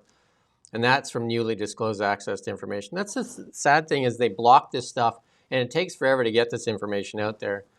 Military deployed for the liberation of Kuwait served with courage and distinction and brought high honor to Canada. Mulroney wrote in his 2022 letter, they must not be forgotten. We talked about that yesterday. They couldn't get on the Centipath. Years have passed since the end of the Persian Gulf War, and sufficient time has passed for the review of this Canada's military history. Then Defense Minister Nina Anand dismissed Mulroney's appeal with a form letter addressed, Dear Brian, treatment of veterans was not her job. Note this issue falls under the responsibility of Minister of Veteran Affairs. A total of 4458 Canadians served in that 8-month Operation Desert Shield and Desert Storm following Iraq's 1990 invasion of Kuwait. The Commons Veterans Affairs Committee in a 2025 report, the Persian Gulf War, said legalese should not prevent veterans from qualifying for full benefits. The Gulf War is objectively a war by any standard definition of the term. It is also a war in any sense of subjective experience by all those who participate in it. It is a war in the legal sense for Kuwait, but not for Canada, wrote MPs. In other words, Canada actively participated in a war which, according to Canadian law, did not threaten its territorial integrity or safety and security of its citizens. So we're going to deny benefits because of a technicality? Seriously, that's where we want to stand? That's the moral ground we want to stand on? Really? Hey, well, we provide tier 1 benefits for illegal immigrants, and we look at our soldiers and said, nah, not so much for you. Not so much. We don't have enough money for that. I'm sorry. Justin Trudeau We said didn't say that I'm sorry, to a did he? I don't veteran. think he He said said sorry. to a veteran, he said he asked for a wheelchair, and he said, sadly, we just don't have money for that. We do have money for illegal immigrants that have been denied asylum here in Canada. We have money for that. Gender equal rights. We have that. Isn't that enough to make you almost want to throw up in your mouth and say, that's enough of this hypocrisy, enough of this nonsense? And then these people are being denied benefits, full combat benefits, because of a technicality. This should be shameful. And this is why our military is in disarray. Look how we treat our veterans. We underfunded them, we underequipped them, we undermanned them, we underpaid them, and now we disrespect them. Is there anything worse? You put on the uniform. You literally put on the uniform. You went out there, paid like minimum wage. You went out there and you were told to kill strangers or get killed by strangers. And yet that's not enough for the government to give you benefits. That's not enough. It's the ultimate responsibility, really, of the state, isn't it? Like protecting the state and protecting the people, but then you also have to ensure that you protect the people that do the protecting. And that's why it's such a gut punch, isn't it, when you see them mistreated? Tracy asks a good question. This is the question that many people need to ask. When you've had enough, what can we do? Well, we need change. We absolutely need change. So you have to do things that you're uncomfortable with.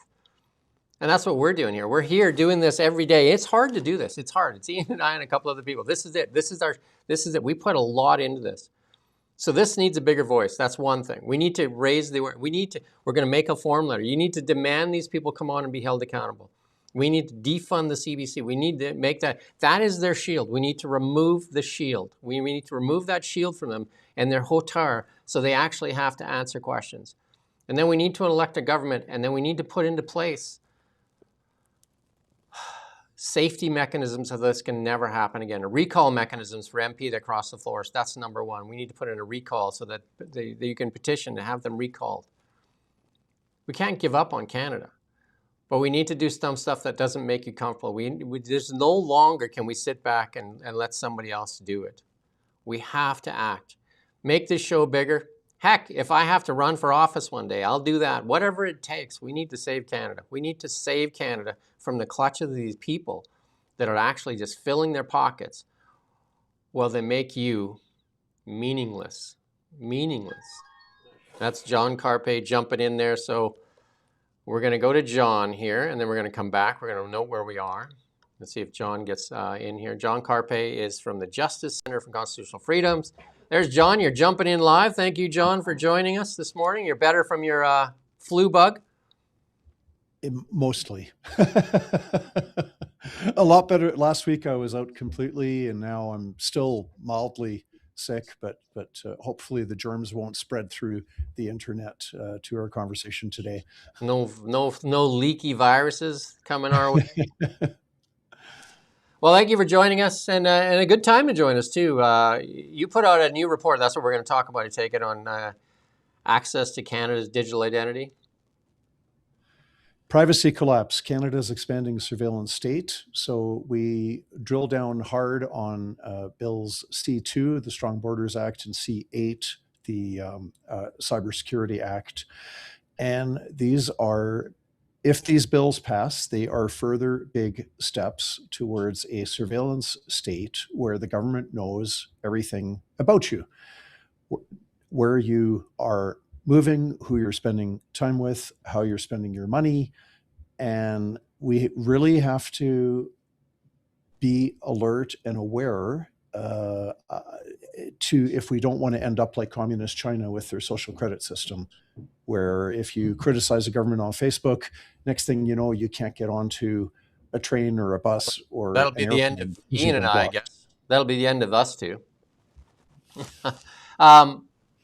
It's down at the bottom there, Ian. I put it way down there, and Desert Fox, if you go down, you'll see where I put all that information. Because there's something that's really relevant there, and maybe we'll play this clip here from Evan Solomon there, because they're using this tragedy in Tumble Ridge there to really get access to. Ian and I talked about the people are sharing more with AI than they ever have shared with anything. So AI is, like basically where people are dumping their, most inward thoughts, right? You know what I mean? Because people are using it as therapists. They're using it for everything. And then that tragedy in Tumble Ridge, David Eby and Evan Solomon now are reaching in. You're aware of this, I take it? No, I'm afraid not. Have not heard. Okay, let's play this clip here. So they Tumble Ridge, the RCMP there said they found out that the shooter there, Jesse, had a Chat GPT account that had been shut down by OpenAI. And so now they're going after OpenAI here. Listen to this here from Evan Solomon. Is there anything in law that requires these companies to report anything to law enforcement or the government? And if not, will that be something that plays out as part of the privacy legislation you're working on or online harms? Canadians expect, first of all, that their children particularly are kept safe and that these organizations act in a responsible manner. And I'm going to working closely with Public Safety, the Justice Minister and Heritage Minister, and the bill on privacy and data that we have forthcoming to make sure that Canadians are kept safe. I will tell you this, all options are on the table. Any reticence about regulating AI chatbots at all? All options are on the table. We have to... That's good. And I won't play the one from David Eby, because David Eby makes an emotional plea there, talking about how you have to look the parents in the eye, and that like they're trying to pin all the blame on OpenAI, not taking any responsibility for the decriminalization that happened in BC, the cocktail of drugs this kid was on, the amount of times that RCMP went to, the social services, all the failures all around it. But now they've figured out a way how they can advance these bills you're talking about, and including now they're going to reach into OpenAI, and they've summoned and OpenAI is actually in Ottawa right now to speak with Solomon.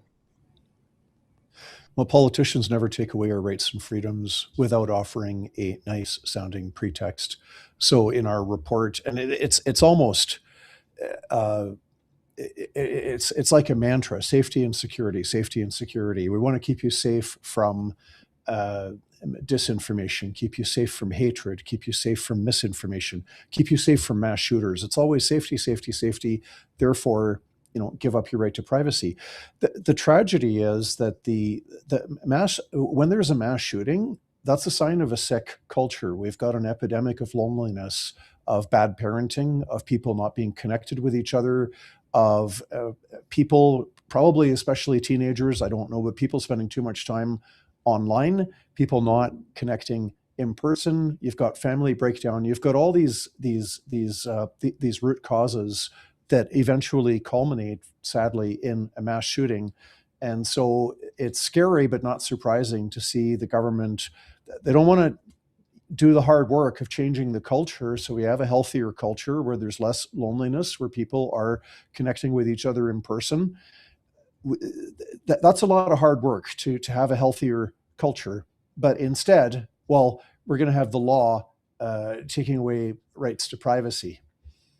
And then the other thing is that this Jesse also created games on Reddit. I think it was on Reddit or some other gaming platform, where he was shooting people up in a mall. But they're not going after that. So they're actually using this to kind of fit their narrative. What they want to do is to get into your privacy, really. I mean, they're working it, because they're not going after the decriminalization. Where's all that? Because apparently this kid was on a cocktail of drugs, including marijuana and a whole bunch of other things, psilocybin and everything. And and it had trouble ever since it was a child and stuff like that. So I mean, but what they focus on is they're sinking their teeth into OpenAI. David Eby's emotional plea there. I mean, he doesn't like to take any responsibility for anything, David Eby, and he goes into it and just plays the biggest. Do you want us to play that clip so you can kind of see what he's doing here? Let's play the clip, actually. I'm actually quite angry about what happened here. I sat at a table with a dad who lost a kid, who walked me through in excruciating detail the last moments of his child's life. It changed me forever. And, you know, I was just proximate to the tragedy that his family has experienced. They'll never be the same. And I want to share that with the OpenAI people. From the outside, it looks like they had a chance to prevent this. I don't know that for sure, but it sure looks like it. And I want to share with them the devastation that they caused on behalf of the families. And I want to have a commitment from them to support a consistent threshold across Canada for reporting so that this never happens again, and that it's a good standard that Canadians can support. And I want to share with them that the information that the RCMP has, as well as the information from social media providers, for example, will be ultimately public with British Columbians. They have questions. They want to know what happened. There will be a coroner's inquest or a public inquiry, or the police will share that information as part of their investigation. But now is the time to really be blunt and frank with British Columbians and Canadians about their involvement in this tragedy. So I find that terrifying. He blames OpenAI and then says we need reporting requirements. This is coming from the same premier in the same province, leading the same government, where we saw a former school board trustee, elected school board trustee, Barry Neufeld, being ordered to pay $750,000 to a local teachers union because some teachers felt offended by Barry Neufeld's speech, again, saying that there's only two sexes, that we should not be exposing children to unscientific transgender ideology, that we should provide real help and real support for children and not give them puberty blockers and opposite sex hormones and get them geared up for eventual gender reassignment surgery. So basic common sense things that a third or half or 2/3 of the people in British Columbia would agree with. He's being ordered to pay $750,000. Why do I bring this up? Well, support reporting. Okay, this is the same technology where if AI is required to report to government, somebody like David Eby is going to get reports on who's being supposedly transphobic, and it's going to be used to punish people like Barry Neufeld, who's been ordered to pay $750,000 to a local teachers union. David Eby takes no responsibility. I mean, the decriminalization project in British Columbia and with the Liberal government has cost thousands of lives, and then drugs have been sold all, like in Alberta and everywhere.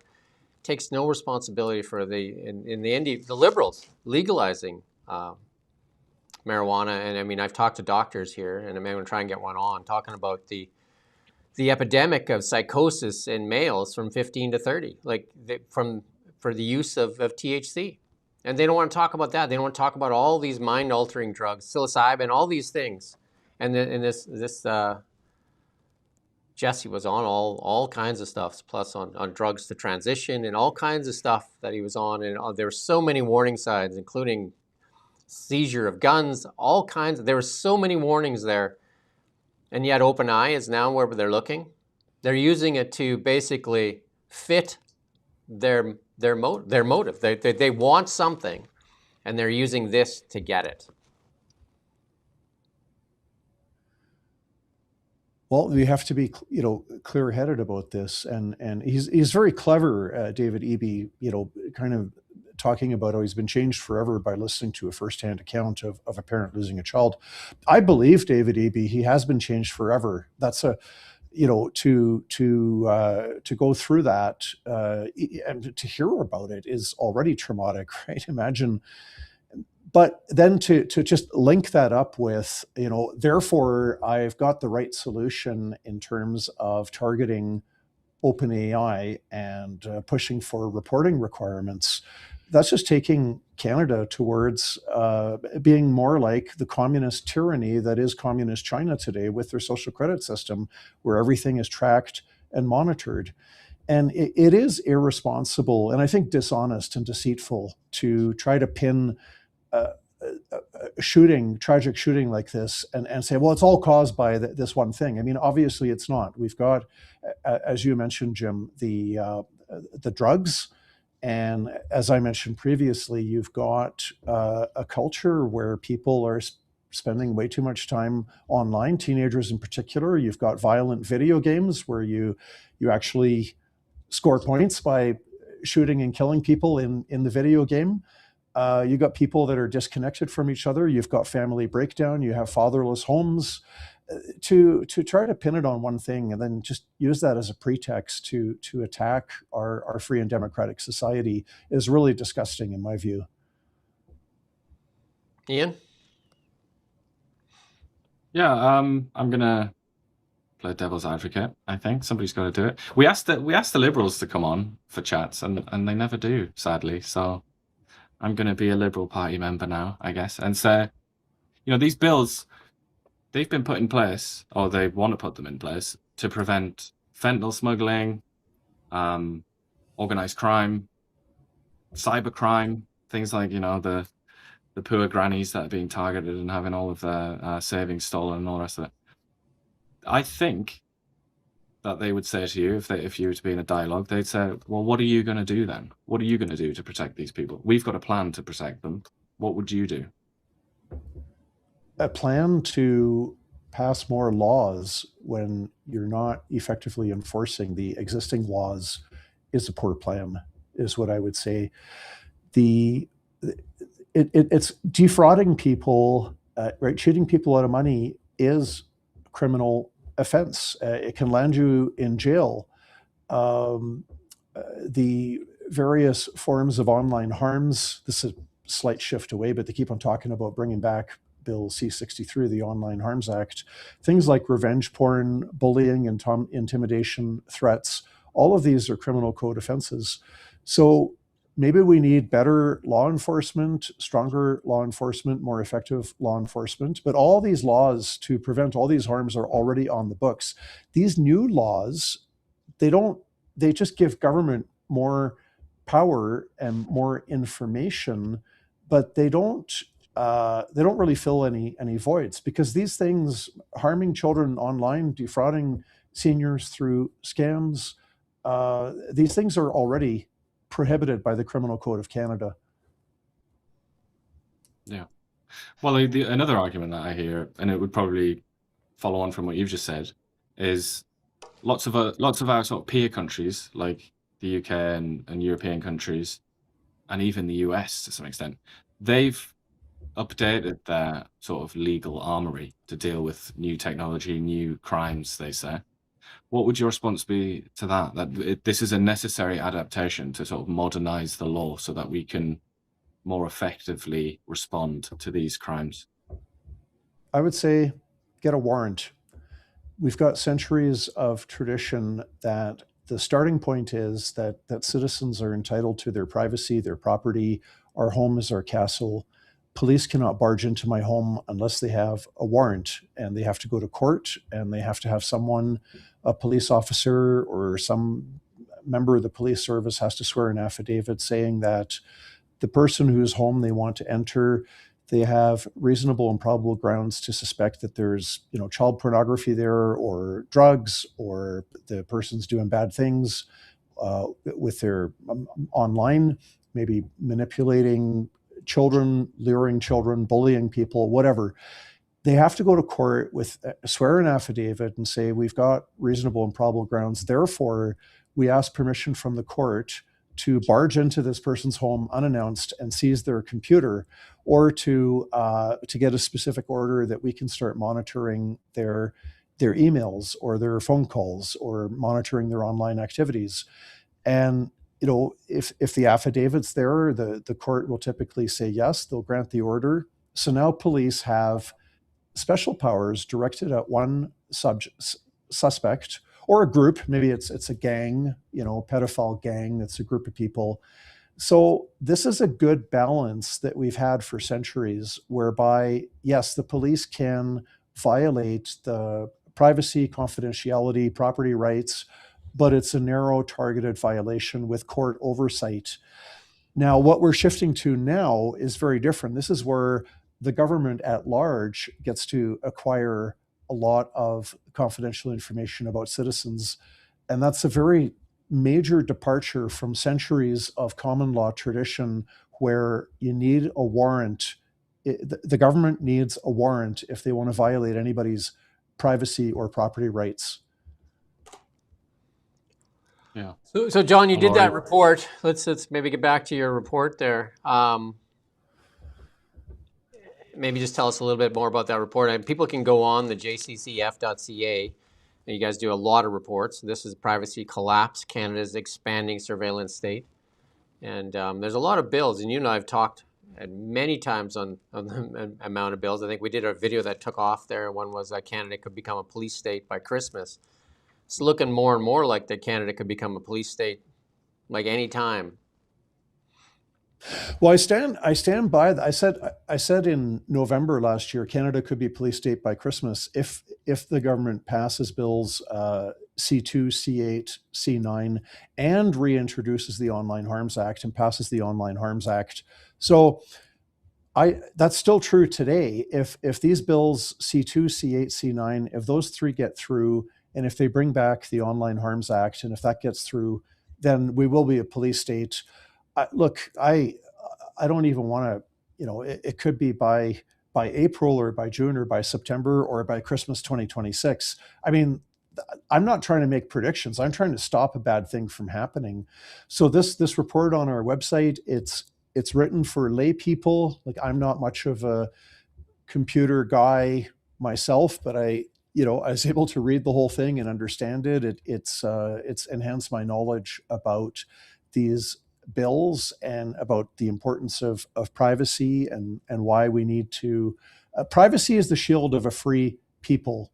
A government that knows everything about you is a government that can take everything from you and that can tightly manage and control what you see and hear and listen to and say and think and believe and do. And so, our website is www.jccf.ca, Justice Center Constitutional Freedoms, jccf.ca. Read the report, and if you found it a good read, send it to your friends and colleagues, neighbor, and family. We just put it in the comments as well. I don't know if you're following the comments. Lots of comments going on there. Lots of love for John Carpay as well in the comments. So I don't know if you're watching any of the comments that are streaming through there. But well, thank you. Maybe if you could give us an update on the Freedom Convoy. Do you hear anything going on about an appeal to the Supreme Court, or is that pretty much almost dead? Well, I seem to recall that the Federal Court of Appeal ruling came out on January 16th. Typically, you have 30 days to file your papers with a notice of appeal. And of course, with the Supreme Court, it's a two-step process. You first have to persuade them to hear your appeal. And if they say yes, then you do the actual appeal. I've not heard anything. So this suggests, knock on wood, but we don't know for sure, but it looks like the federal government is just going to take its lumps and leave things sit where they are now, with the Federal Court of Appeal ruling that the use of the Emergencies Act was illegal and that the government and the banks violated the charter rights and freedoms of Canadians. Heidi's asking what we can do, and I know you have some forms on your website as well where people, and you did do a good job, I think it was with C2, where they backed off on one, and people can send, there's a form letter that's actually there on your website that people can go there and send that off to their MPs. There is, and that one is focused on the, please do not bring back the Online Harms Act. Yeah, stop the return of the Online Harms Act. That's extremely important because even though you've got, a prime minister and a cabinet that don't really appear to be strong friends of the free society. But in the government caucus, there's always nervous Nellies who are MPs who are, some MPs listen more than others to what their constituents want. So what happened with Bill C2, the Strong Borders Act, which should be called the Strong Surveillance Act, but it's called the Strong Borders Act, the government did put it on the back burner because there were so many Canadians who did contact their MP and say, this Bill C2 Strong Borders Act, it's terrible. It's bringing in the surveillance state. There was so much backlash that it did impact the government. So I want to see the same thing happening with Bill C63, the Online Harms Act. We want to put pressure on MPs to not reintroduce that, because it's worse than bills. It's worse than all the other bills put together. Any other questions, Ian? Yeah, I've got a couple more. I mean, one is a bit more broad and general, I think. But I mean, it's my opinion anyway that laws are kind of downstream of culture generally. And I just wonder, are you sort of fighting a losing battle here? Do you think that there is still that reservoir of old-fashioned liberalism? Not liberalism with a capital L, but the actual old school liberalism where people are free.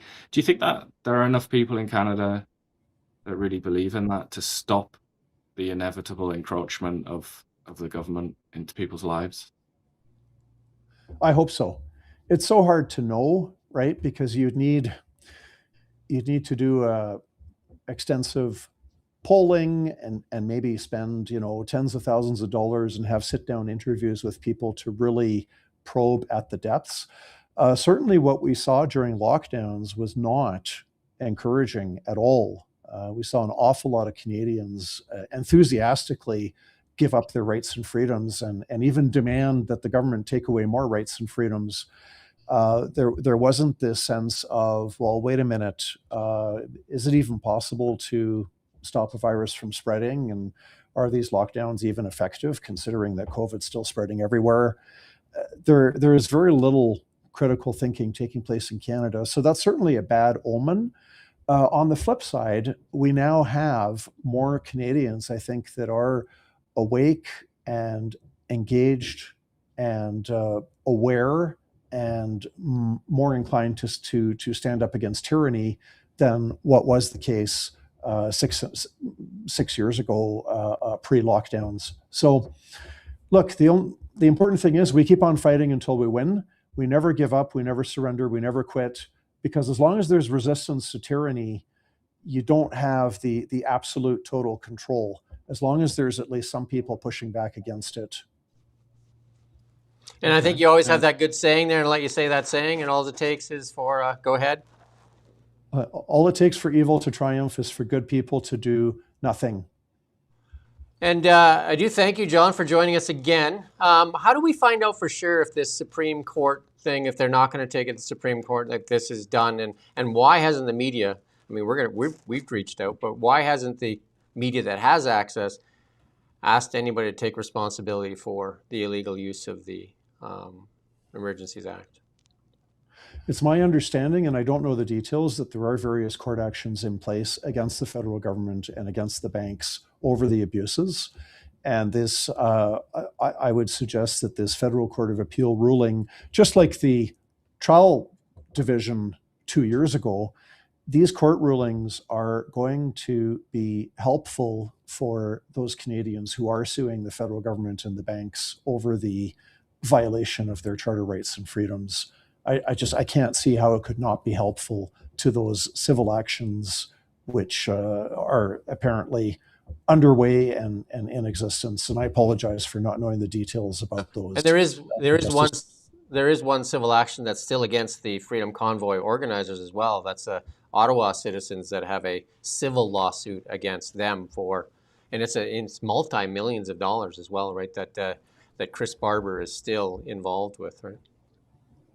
Well, yeah, they're claiming $290 million in damages over losing a few nights' sleep because of horn honking, which, by the way, the horn honking at nighttime, that did exist for a few days, but it was brought to an end early on with a court order that representatives of the truckers signed.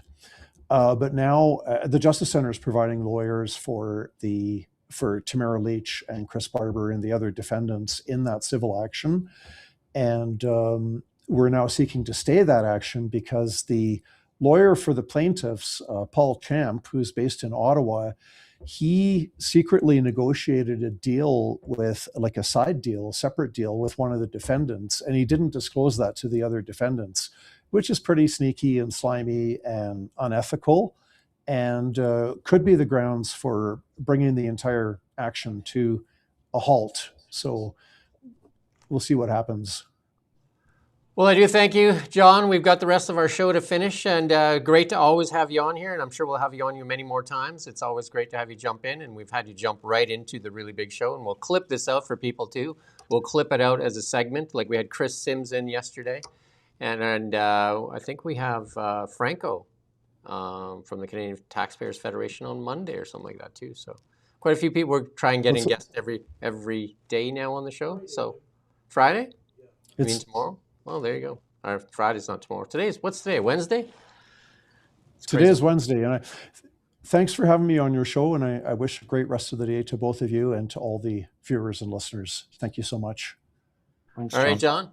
Thank you. And we're going to get right back into the show here. We got quite a few things left, so we're going to have to pick it up to warp speed. We're going to have to, like they said, we're going to have to get Scotty to put on some of the dilithium crystals. Dilithium crystals, give me more. Trilithium, that's what we want. What's that? Trilithium. Trilithium? No, there's dilithium too, isn't there? Trilithium, I think, is next generation, isn't it? Even better. Imagine this, that Canada Post predicts those loans are lost. Who would have thought? $10 million a day lost. $10 million a day lost. MPs yesterday said they doubted whether taxpayers will ever see that repayment of billions in emergency loans for the post office. In 13 months, awarded them a total of $2 billion. Remember that settlement? Remember what was in that settlement? Some really crazy things, too, that the union wanted and got, by the way. Oh, yeah. Well, we were sort of talking about transgenderism a little bit there, weren't we, with the Barry Neufeld thing. Transgenderism was one of the concessions made so that they could, I can't remember the exact sum, but a certain amount of money would be paid for, operations for transitioning. I haven't had these grimy little paws on an actual letter for a long time. I haven't, actually, I don't remember last time I mailed a letter. Since 2018, Canada Post $5.5 billion in operating losses. Not bad, eh?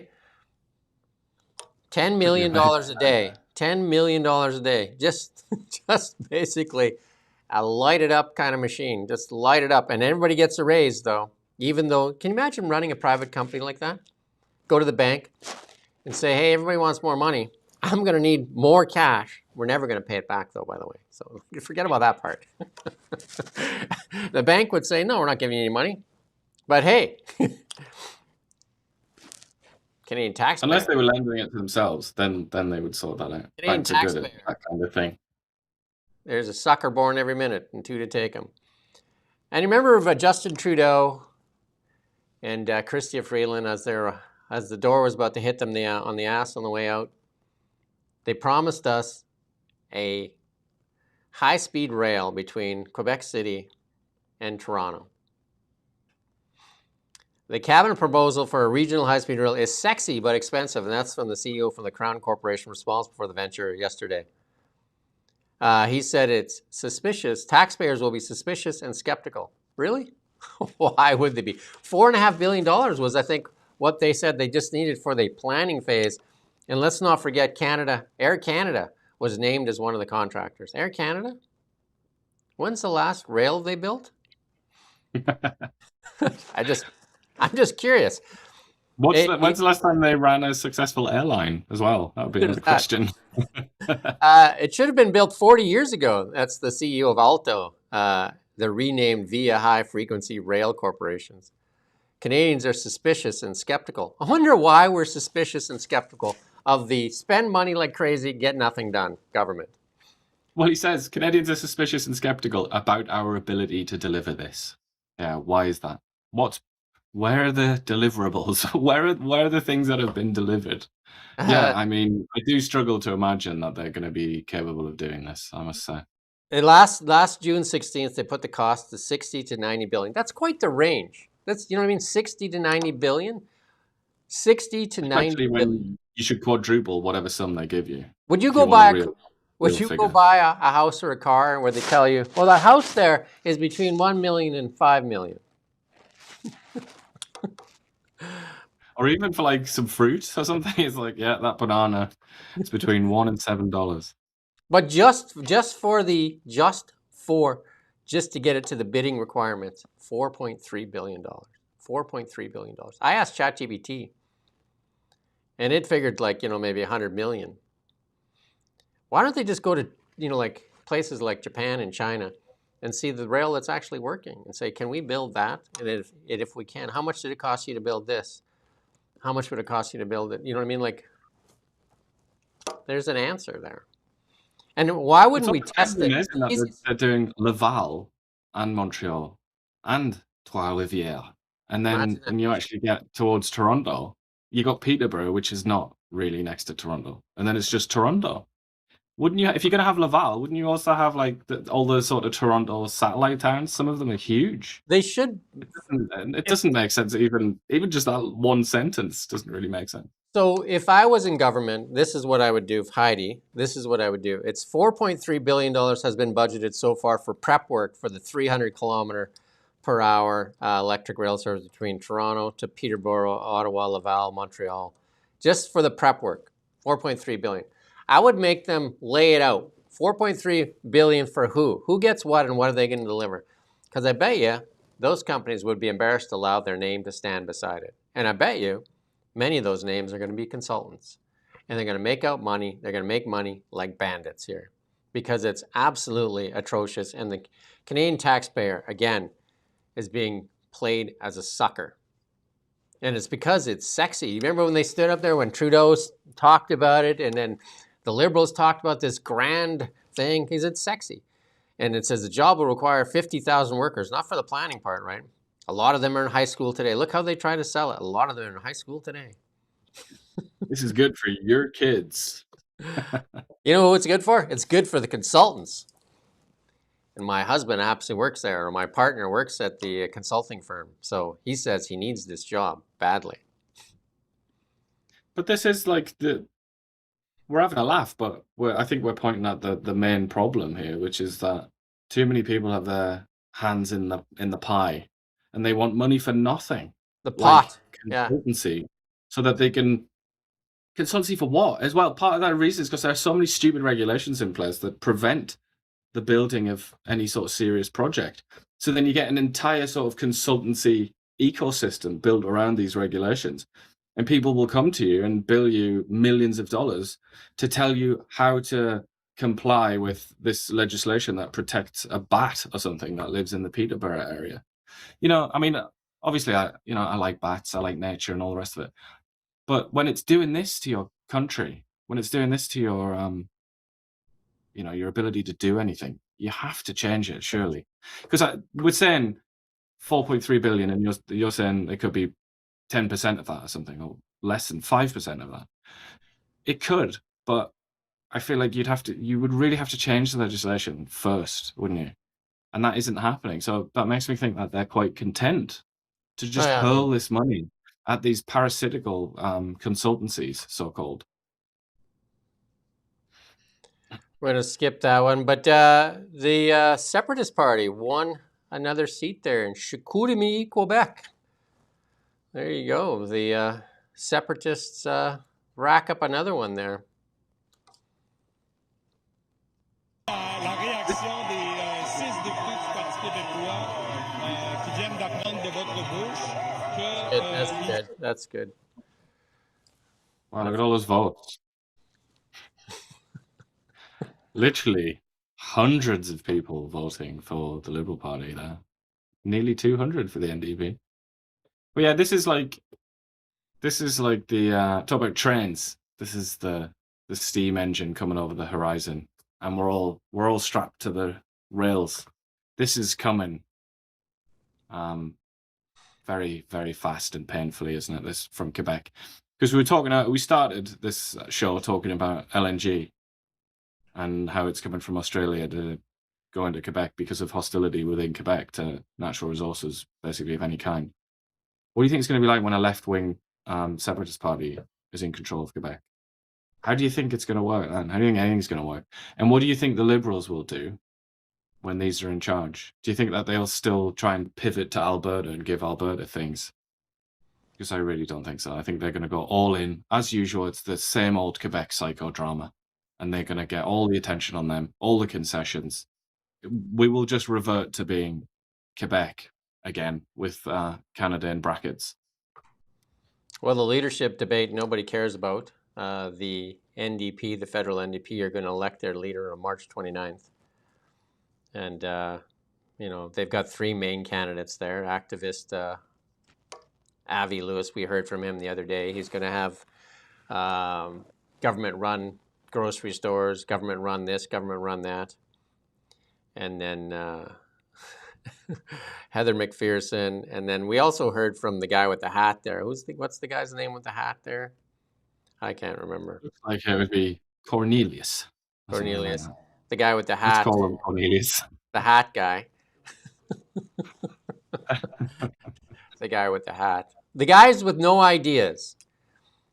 I mean, they're great. The NDP is a great party. My dad was NDP, and he loved the NDP, and NDP was a different party back then. Jack Layton was a great guy for the NDP. John Horgan was good for the NDP.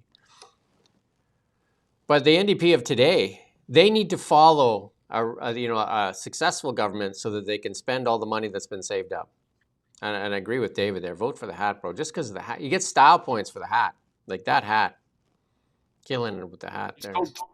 Tony McQuail, which is kind of just about works. I can imagine him being a quail farmer. So we're back in nominative determinism territory there. If you haven't heard from me, go back and play the clip from yesterday. I think it's near the end of our live stream yesterday. I mean, it's worth listening to if you're just looking for something to laugh about during the day. But they used to be a serious party. Jack Layton must. Perfectly honest. No, we're not going to play it. No, don't play it. We've had enough of him. We've heard enough. He's in the sky. We've heard enough from Hat Guy. Joy for Liberals as they hit a 13-point lead in this new poll. I don't know. Look at this. I don't know what these polls suggest. That Carney is a magician or Canadians have lost their common sense. And Jack was off. This is Angus Reid, this pollster, which is rather reputable, and or at least people say that. But they also say of Angus Reid that it leans a little bit sort of towards the Tories, or it's a little bit to the right, which I've always found that such a funny thing. But I've heard many people say that, and so this is being received with a lot of sort of solemnity by political observers because they're saying, look, even Angus Reid now reckons that there's this double-digit lead for the Liberals. But I mean, it's every poll now, basically, isn't it? So either they're all getting it very wrong in the same way, or the Liberals really are very popular. The same poll finds that 74% of Canadians have an unfavorable view of the United States. 74%. Literally crazy. Stop watching CBC and CTV and Global if you have that viewpoint. I'm sure a lot of people here don't have that viewpoint because literally we go to sleep every night comfortably under the protection of the United States of America. Also, we have the health care we do have because we haven't spent any on military. And I wouldn't say we spend it all on health care because we waste it on a lot of other things. But it's also like our fundamental plan as a country. Like chapter 1 of the plan is be good friends with the United States for money, security, cultural reasons, like everything really. Wow. So it does make it a bit crazy that they all know this. The Liberal Party knows this. Canada's ruling elite knows this. Canada, to a great extent, really does depend on the United States. Let me put my accounting hat on here, and you open up the book here. You open up this book here, or whatever book you want to open up. And you look it up and you list assets first, or, like pluses that you have as a country. If you list your number one asset that you have first, you would list our geography, where we are in this world. We have protected by 2 oceans, and then protected, the main protection comes from this largest economy in the world that has the largest military that this planet has ever saw, that we utilize. Right there, it's in the plus column. Yet, for some strange reason, I don't believe the poll. I don't believe 74% of the people have that much hate in their hearts, and are that easy to be manipulated. That easy to be manipulated. I feel like it's ignorance or naivety, really, because it's like, I wish they would look around. All they've got to do is look at the main news item on any given day, which is Ukraine. Look what happens when your next door neighbor is a much bigger country than you and is, hostile, unfriendly. Yeah, look what happens then. Look at the countries close to China as well, like Laos, who just get colonized basically, or Vietnam historically. They have to struggle. All those countries have to struggle because they're next to a behemoth, and it's just a nightmare. Look at the countries in Europe who had the misfortune of being next to Germany for a good 150 years or so. It was relentless. Look at Ireland as well, next to a behemoth in the form of Britain. Like, most countries throughout history have suffered for having such a strong neighbor. But that has happened to an extent, War of 1812 and stuff like that. But now, anyway, and for a good long time, touch wood, it's been peaceful and nice. We should, even if they do act out now and then, like now, but we should really express a bit of gratitude for that now and then. Like, thank God we're not next door to China or Russia or even Germany. Is anybody that's in the comments right now scared that we're going to get invaded by the Americans? Does that really play into your mindset? Do you actually, or have you watching? I can't imagine anyone really. If like, is anybody like and did you partake in our latest poll? And do you think we should do more polls? Anyway, I'm going to turn the eye of sorrow. I have to call out Mr. JC Triple B, who says Canadians didn't have to shed blood for freedoms and protections. Quite a lot of Canadians did die fighting Hitler. Don't forget that. Like, many Canadians have died. And also, since I mentioned the War of 1812, quite a lot of Canadians died in that as well. So I don't think that's true. Canada, historically, has absolutely shed blood to protect itself. Whether or not that would happen today, that's a different question. We're going to turn our attention to British Columbia here, and that budget that David Eby threw down. Obviously, he's looking to get some distraction going there. He's getting a lot of pushback on this budget, and Jess Ketchum of Save Our Streets slams the BC NDP for seeking to impose PST on security services. We won't play the clip, but there's a lot of people pushing back on this budget. A lot of organizations are pushing back on it. I did a whole show on it yesterday with Renee Merrifield on the BC NDP rating the tax cupboard for the last scraps they can find. They're basically squeezing you, the taxpayer, for the last little bit of juice in that orange there. They're just squishing you. And David Eby, when he was told by the person interviewing there in the Greater Vancouver Board of Trade, saying that people will leave BC, he says, well, if you're going to leave because of that, then off you go. Off you go. And people are pushing back, and this is the Coalition of Business Leaders urge BC to halt the expansion of PST services. It's just another tax grab. And at the same time, this is where you got to get mad. We did this story quite a while back. The best place to work in BC and in Canada is for the government. You retire earlier, you make more money, and you get more perks. Look at this. Gift cards. The government has gift cards. Everybody gets a gift card. Everybody wins. Everybody gets a raise. Everybody gets a gift card. Let's play this small clip here. Gift cards for everyone.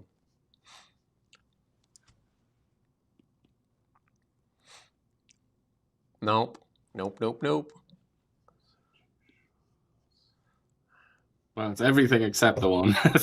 Our tech budget. There we go. There are more questions tonight surrounding employee gift card incentives, this time at the provincial level. As Catherine Urquhart reports, multiple ministries are spending significant money on the perks while the government grapples with a massive deficit. Taxpayers are buying thousands of dollars worth of gift cards for BC government employees. The revelation comes as BC falls further into the red. What we found was a pattern of the provincial government ministries blowing thousands and thousands of dollars on gift cards and near cash gifts for provincial government bureaucrats. That's good. That's good. We're going to have Franco on. I think it's on Friday. We're going to have Franco on. Is that right? Friday. That's not Franco. No, that's not Franco, but we're going to have Franco on from the Canadian Taxpayers Federations. Bye. Canadian. Wasn't that the message from David Eby? Which ones of those companies on that gift card rack there are Canadian? Which one? Lululemon? Indigo? Is Indigo kind of owned by Canadians, or is it? I don't even know. It's just ludicrous, right? It's just absolutely ludicrous. Squeeze the taxpayer. More money for PR. We did the story, I think, yesterday. More money for PR. Like they have so many people working in PR. Spin doctors. More spin. More spin. More spin. It is crazy, though, isn't it? The extent to which they're, they're privileged. They are the favourite word of the Liberals, or used to be, maybe not nowadays. But we have to point it out. They are privileged. They have a whole set of perks that are quite glorious, frankly, aren't they? And certainly right that we ask questions about it. When will the really big show be in French? Well, we can translate it into French with AI or something. I don't know. Because qu'est-ce que c'est pour le français? Je m'appelle Jim. We need a universal translator. Mode d'emploi, rince, cheval. I think that's the extent of my French. Sorry. Auteur. We can impersonate Francois Philippe Champagne. Yeah, we can definitely do that. Can we say the Quebecois swear words without YouTube being angry with us? Quebec. Tabernacle and whatnot. Tabernacle? I have no idea. I guess we'll find out. Please don't. Alberta. Cinderella, Alberta. The princess that delivers everything is told to get back in your room and clean up, do those dishes, do everything you need to do. No pumpkins for you. 80% of Canadians oppose the idea of Alberta leaving the nation. Why? Why would they like that? They're just like, who's going to pay the bills? The province that gives a lot should not be asking for anything. Is that how it works? But it's also like, okay, you oppose it. I mean, I hate to go there, but like, what are you going to do about it?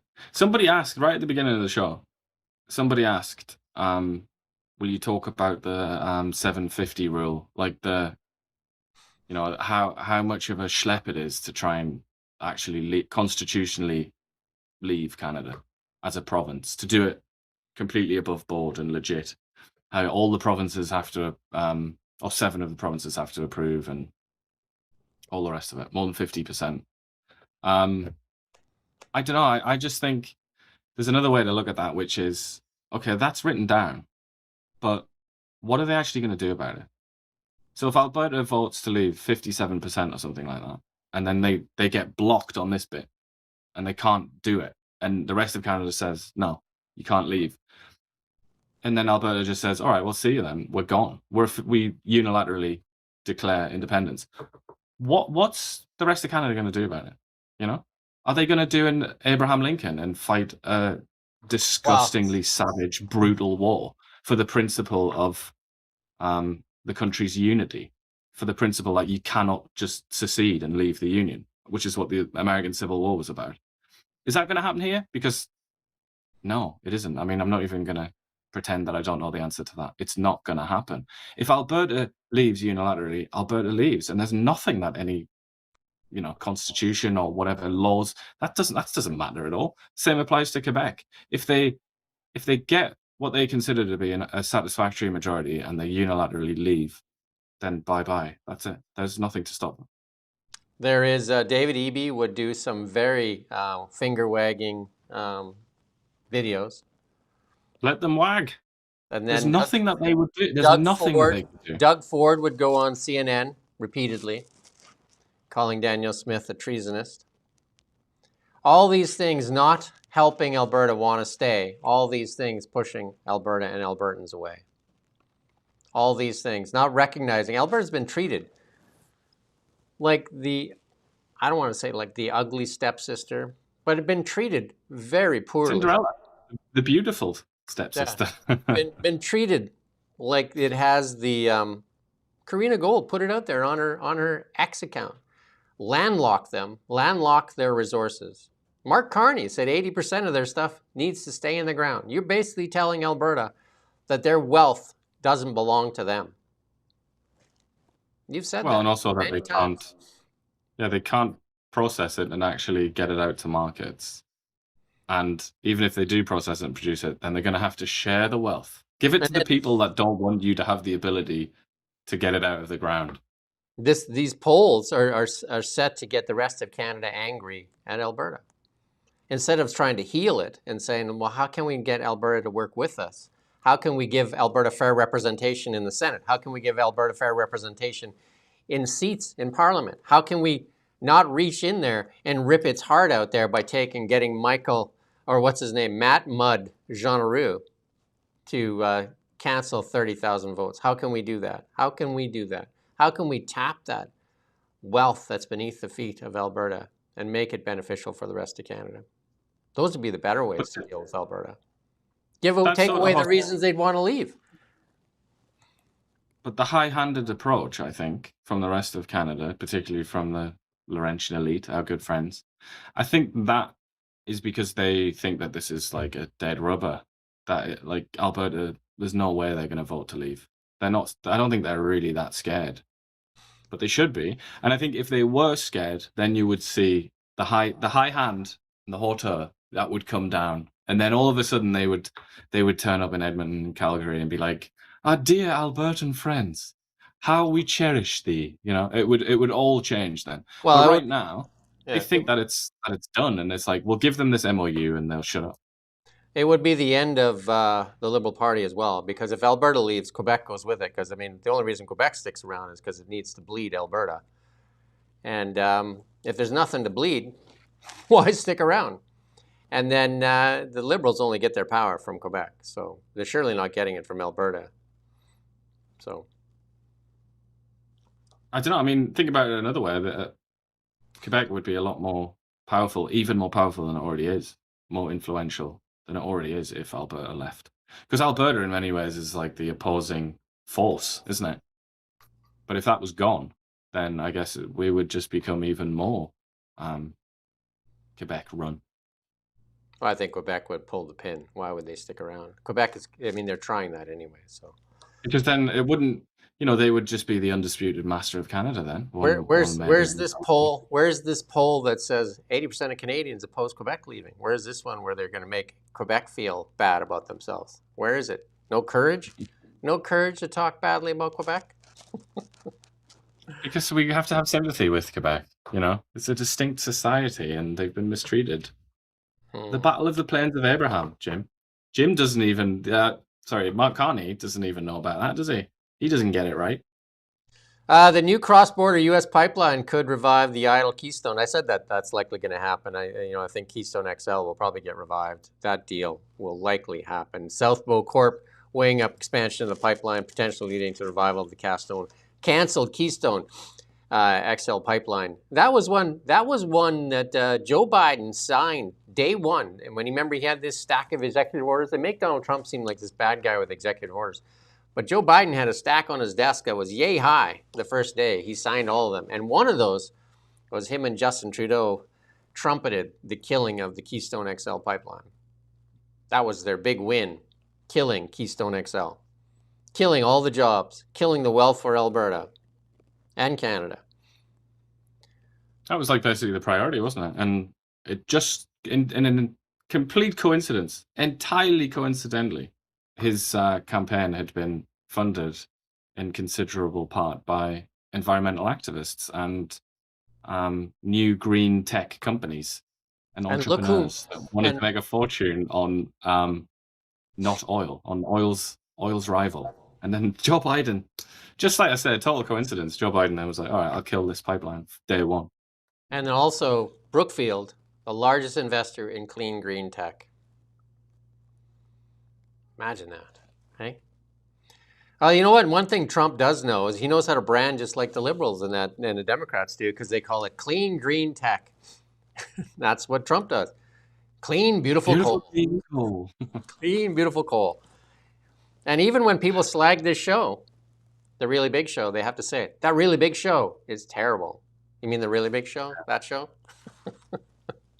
Some say That's like something it's Trump the would biggest do, show isn't ever. it? Some say the biggest show ever. Some would say the best show ever. Some people even that watch this show believe that. And then here's the rent seekers, the parasites of the economy. Sadly, in Canada, they're in the top 10. Here's another one. BMO, record profits across all business segments. We showed you Scotia McLeod yesterday. While Canadians suffer, can't make their mortgage payments, guess who's making money? Like bank. Just bank. There used to be a time when the top companies in Canada were companies like Teck, Kinross, Enbridge. Enbridge is still in the top 10. But I mean, all those companies, a lot of them have changed hand now. Barrick. Like Canada used to have so many resource companies. And I was a mine site controller. It used to be such, like the TSX is really the mining capital, I mean, for financial. It used to be the place for people would come for the mining technology, for the mining financing, for all that stuff. It's hard for juniors to get financing here in Canada. And I'm very familiar with that industry. I worked in it. I have lots of friends that are still in it. It's hard to get capital for the resource sector. Hard to get capital. I mean, they talk about build faster. I mean, the junior money for exploration is all but dried up. I can show you, like, I mean, people have wallpapered their walls with paper from junior companies because it's just dried up. And it shouldn't be the rent seekers that are the number one companies in Canada. Rent seekers, the banks, are parasites of the economy. They take from the economy. They take from you. They're in the movie It's a Wonderful Life, they are the potters. They can also, I mean, if they're actually good and well operated, they can also help to, kickstart an economy by lending to entrepreneurs. And well, people you with remember ideas. that they were part of the They were part of the Net Zero Alliance that Mark Carney ran. He ran the Net Zero Alliance, and they basically, through ESG, forced banks not to lend to oil and gas companies.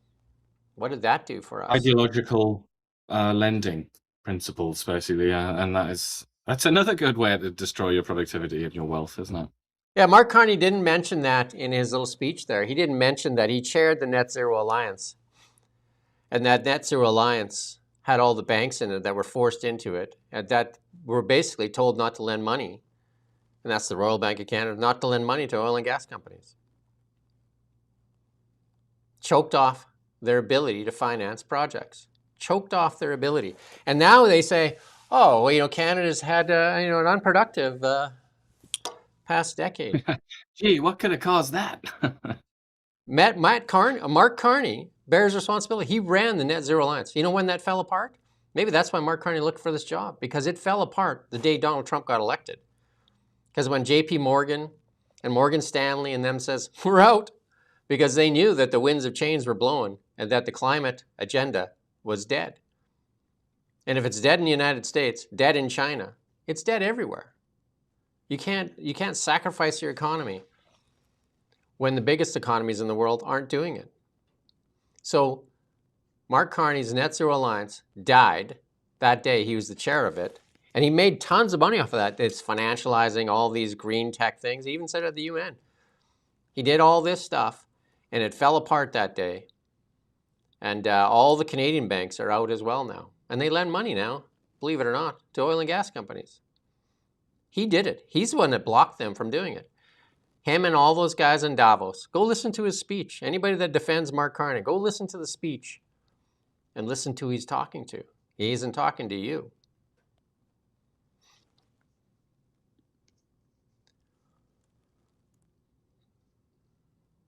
And this one here, the left media, it's just absolutely atrocious. This is one of the greatest hockey games. I know we came out on the losing edge of it. But just because the American hockey team went to the White House, I mean, what an honor for them.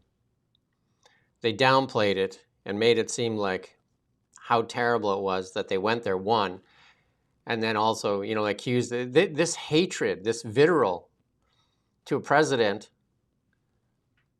that is acting in the interests of the American people. He's not acting in our interests for sure, and he's not supposed to. He's acting in the interests of the American people. Who's the media acting in the interests of? Who are they acting in the interests of? Look at the stuff that was delivered last night to the American people. He gave to the goalie, he gave him the highest honor for, I can't remember that, Presidential Medal of Honor. He gave him that. And it was a good hockey. Congressional Medal of Freedom, I think, isn't it? I coached sports for 10, 11 years. We won championships and lost championships. And I can tell you, I always went through the handshake and respected the winner, as you would expect the same type of respect when you win. This hatred, this vitriol, it's not good for your own soul. It's not good for you. It's not good for you. Congratulations to the American hockey team, and congratulations to the game of hockey. I mean, we should be so glad that the game of hockey is now, in the eyes of the president of the most powerful nation in the world, has been vaulted up into the same echelon as the NFL and the MLB. Because we've been trying for years. When I started watching hockey, hockey was always like, you know, like there's the NFL, there's MLB, there's the NBA, and then way down there is the NHL. You know, like a lot of people just like, I don't watch the NHL. But you have a president of the United States that watches the NHL and just awarded the goalie of that team that medal. I mean, hockey's been elevated. And as Canadians, we should be proud that our game has been elevated to that stature. And Trump loves it. He's a real booster for it, isn't he? He's always talking about hockey, which is rare for a US president.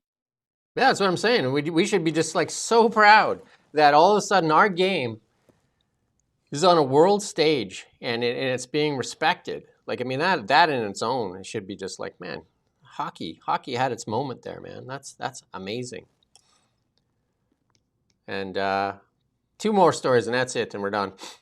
Trump pledges retirement savings plans for the 401ks. I mean, do that in Canada too. Like, and we say this all the time. Can you put the link into the reallybigshow.ca and also Wealth Simple there? You can pull it off of there. Stop paying the banks money. Stop paying the BMO, Scotia, CIBC for monthly transactional fees. Open up a Wealth Simple account. If you use the link that we're going to share here, you get $25 when you open an account. 0 transactional fees. You can get a credit card now. You can do TFSAs, FHSAs, RRSPs. You can do it all in there. But the biggest thing, especially for your kids, get them to open up a stock account, a TFSA, and in there you can trade fractional shares. So instead of buying a $10 coffee, this is key. Instead of buying a $10 coffee, teach them to buy $10 worth of their favorite stock, whether that be whatever the Aritzia, wherever they shop, Lululemon, Tesla, Microsoft, I don't know, it doesn't even matter. Any stock that they want to buy, Kinross Gold, anything they want to buy, tell them to buy. They buy a fractional share, they pay no transactional fee for that fractional share.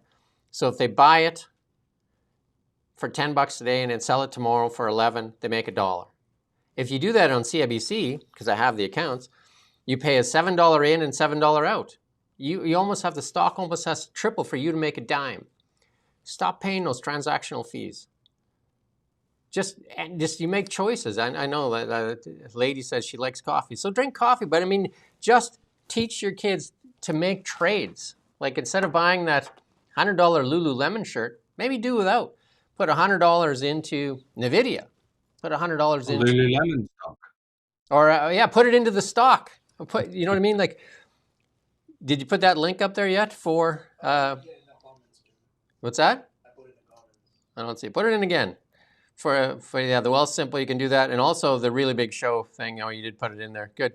So use that link, and teach your kids to stop paying bank fees. You shouldn't pay bank fees. Like they make way too much money, and they don't care about their people. My wife used to work in the banking industry, and their motto there was more for less. You do more for less. And they're going to lay off massive amounts of people this year. Massive amounts of people. And we're going to end it with Billy. Billy here now, coming up with kind of a half-ass confession. Well, hey, I slept with some people, but everything was above board. Right? Remember, he denied everything, and all of a sudden he's like, well, hey, everything was, some Russian women that Epstein discovered. But hey, it was all cool. Talk about hauteur. He could certainly be a Liberal cabinet minister, couldn't he, Bill Gates? Oh, he could be Carney's boss. He could be Governor General. He could be he tried to be ruler of the world. He was a science, what was he, like a climatologist? Like he was the leading, him and Greta Thunberg were the poster people. And don't forget, Bill says the climate emergency is over. So all you people that are still freaking out about the climate emergency, this guy says it's over. So there you go. And Greta says it's over because she's moved on to another cause. Well, he literally said it's not going to be the end of the world, didn't he? Which is kind of what skeptics of climate alarmism have been saying for, about 20 years now. And he's just come out and said, oh yeah, what they said, that's what the truth is. You can buy any stock you want. You'll be better off, even if the stock crashes into the dirt, better off than sucking back that cup of sugar anyway, health-wise. So we haven't done Fool of the Day, so I'm feeling like just before we scoot out, I just want Rommel to play this from, and I'm just no, don't play it, just play it for like a couple of seconds and then pause it maybe if you want. But this is the Liberal government, federal government, launching their campaign to try and improve men's health. Okay, the important words there are men's health. Let's hear it. Just have a check out. Just have a quick little peek at that. Can't wait. I'm sitting on the edge of my seat. Sitting on the edge of my seat. You don't even have to play it. It's just that the whole time. These three women talking about. Let's have a little listen. Let's have just a. But very important. When we talk about health in this country, we cannot leave anyone behind. And today, men and boys are at the center of the conversation. Because to build Canada strong, we need the full participation of everyone in our society. That's good. I had enough now. Men and boys have to be at the center of the conversation, says this woman with all these women behind me. It's like it was almost like they done it on purpose. It's like, us women are going to tell you about your health, boys. But on a serious note, can you imagine if they launched a women's health campaign and it was guys Mark up there? Miller? Yeah, Mark Miller, Champagne, Mark Carney. And they were like, listen up, ladies. We're going to tell you about your health. Somehow I can't imagine that. I'm going to tell you about your health right now. Watch this show. It'll help you. Stop watching CBC and CTV. And we have to make change. We have to make change. So be part of the movement here to help us make change. Help us get a bigger, stronger word out there. And we have to hold them accountable because only if we shine a light on them. I remember talking to one of the ministers that I was a pretty good friend with way back when they were actually serious people. And she told me, she said, Jim, if there's a problem, just shine a light on it and shine it bright. And that's what we need to do. The CBC allows them to lurk in the shadows. The CBC is their cloak, their shield. We need to shine a light so that the rats scurry. Can I get the news from The View? Hey, if you like The View, man, hey, all the more power Does to a you. good job of articulating the perspectives of the left in America, so you can get something good from it. But you can help us get this out there and support independent journalism all over the place, wherever you can. And diversity in news outlets is what's really important. It used to be, you have every town had a powerful news outlet and held power accountable. And they know that. And that's why they try to control the news. That's clearly why they try to control it. Yeah, you know what? I'd love to go on The View as a guest. I don't think they'll let me on. Yesterday, Chris Sims says I should be on At Issue panel. Imagine me being on the At Issue panel. That would be good. I would certainly enjoy watching it. Yeah, I would love to be on The View, though, they set you up there. You would just be like ambushed and then attacked, and Oh yeah, it would be. it's like We wouldn't be able. bullying, isn't it, And when then you they get would someone on just they don't they like. would just say that you'd hate women as soon as you said anything negative. Yeah, The View. I don't think I would Yeah. go. I would just sit next to Whoopi Goldberg and ask her about the next Star generation. Trek? Just That's what I would do. yeah, Star ask her Trek. about Picard and stuff like that. I'm sure she would love that. Why did you play such a normal character on that movie, and yet here you're playing this? Well, she was almost like a god or something, wasn't she? Which is quite. And here you Maybe play. that's why she accepted the role. And here you play a lunatic. Like, what's the deal with that? We do thank you for watching, and we do appreciate everybody that comes here, especially the regulars that come all the time. Especially appreciate you. And if you could share this on your Facebook, you can go to the reallybigshow.ca. We do have Thinking Canadians. We will do a private member episode like we did last Friday, on Friday. And we have Franco. Franco's on Friday? Franco. 11 o'clock, Franco's jumping in with us. And from the Canadian Taxpayers Federation. And we have quite a few guests all lined up now. Our producer is lining up tons of guests. So if you want to be on the show, and especially if you're a Liberal NDP, we've been reaching out to you like crazy. I mean, it'd be great if you came on, because I'm sure you're smarter than Ian and I, and you can definitely put us in our place. So we appreciate that when you come and school us, Mark Miller. We have a lot to learn. And especially guys like Steve McKinnon, man, we could learn from that guy. You know what I mean? Yeah. So I mean, it's really interesting that he says you shouldn't be nasty to an amputee child refugee. So I didn't know that. You know what I mean? This is what you get from the elite. This is what they can teach you. They can teach you right and wrong. You know, this is why they are our masters. We have Jasmine Lane on I think in the first week of March, second week of March, Jasmine Lane coming on. I do believe we've reached out to Moose on the Loose as well. I do believe, and if we haven't, we will. So we are doing those things. So that's it. I don't think I have anything else today either. Yesterday I did 5.5 hours, which was crazy. So I think that's all I got for today. So that's it. Cheers. We'll see you tomorrow morning at 9 a.m. Have a great rest of your day. Cheerio.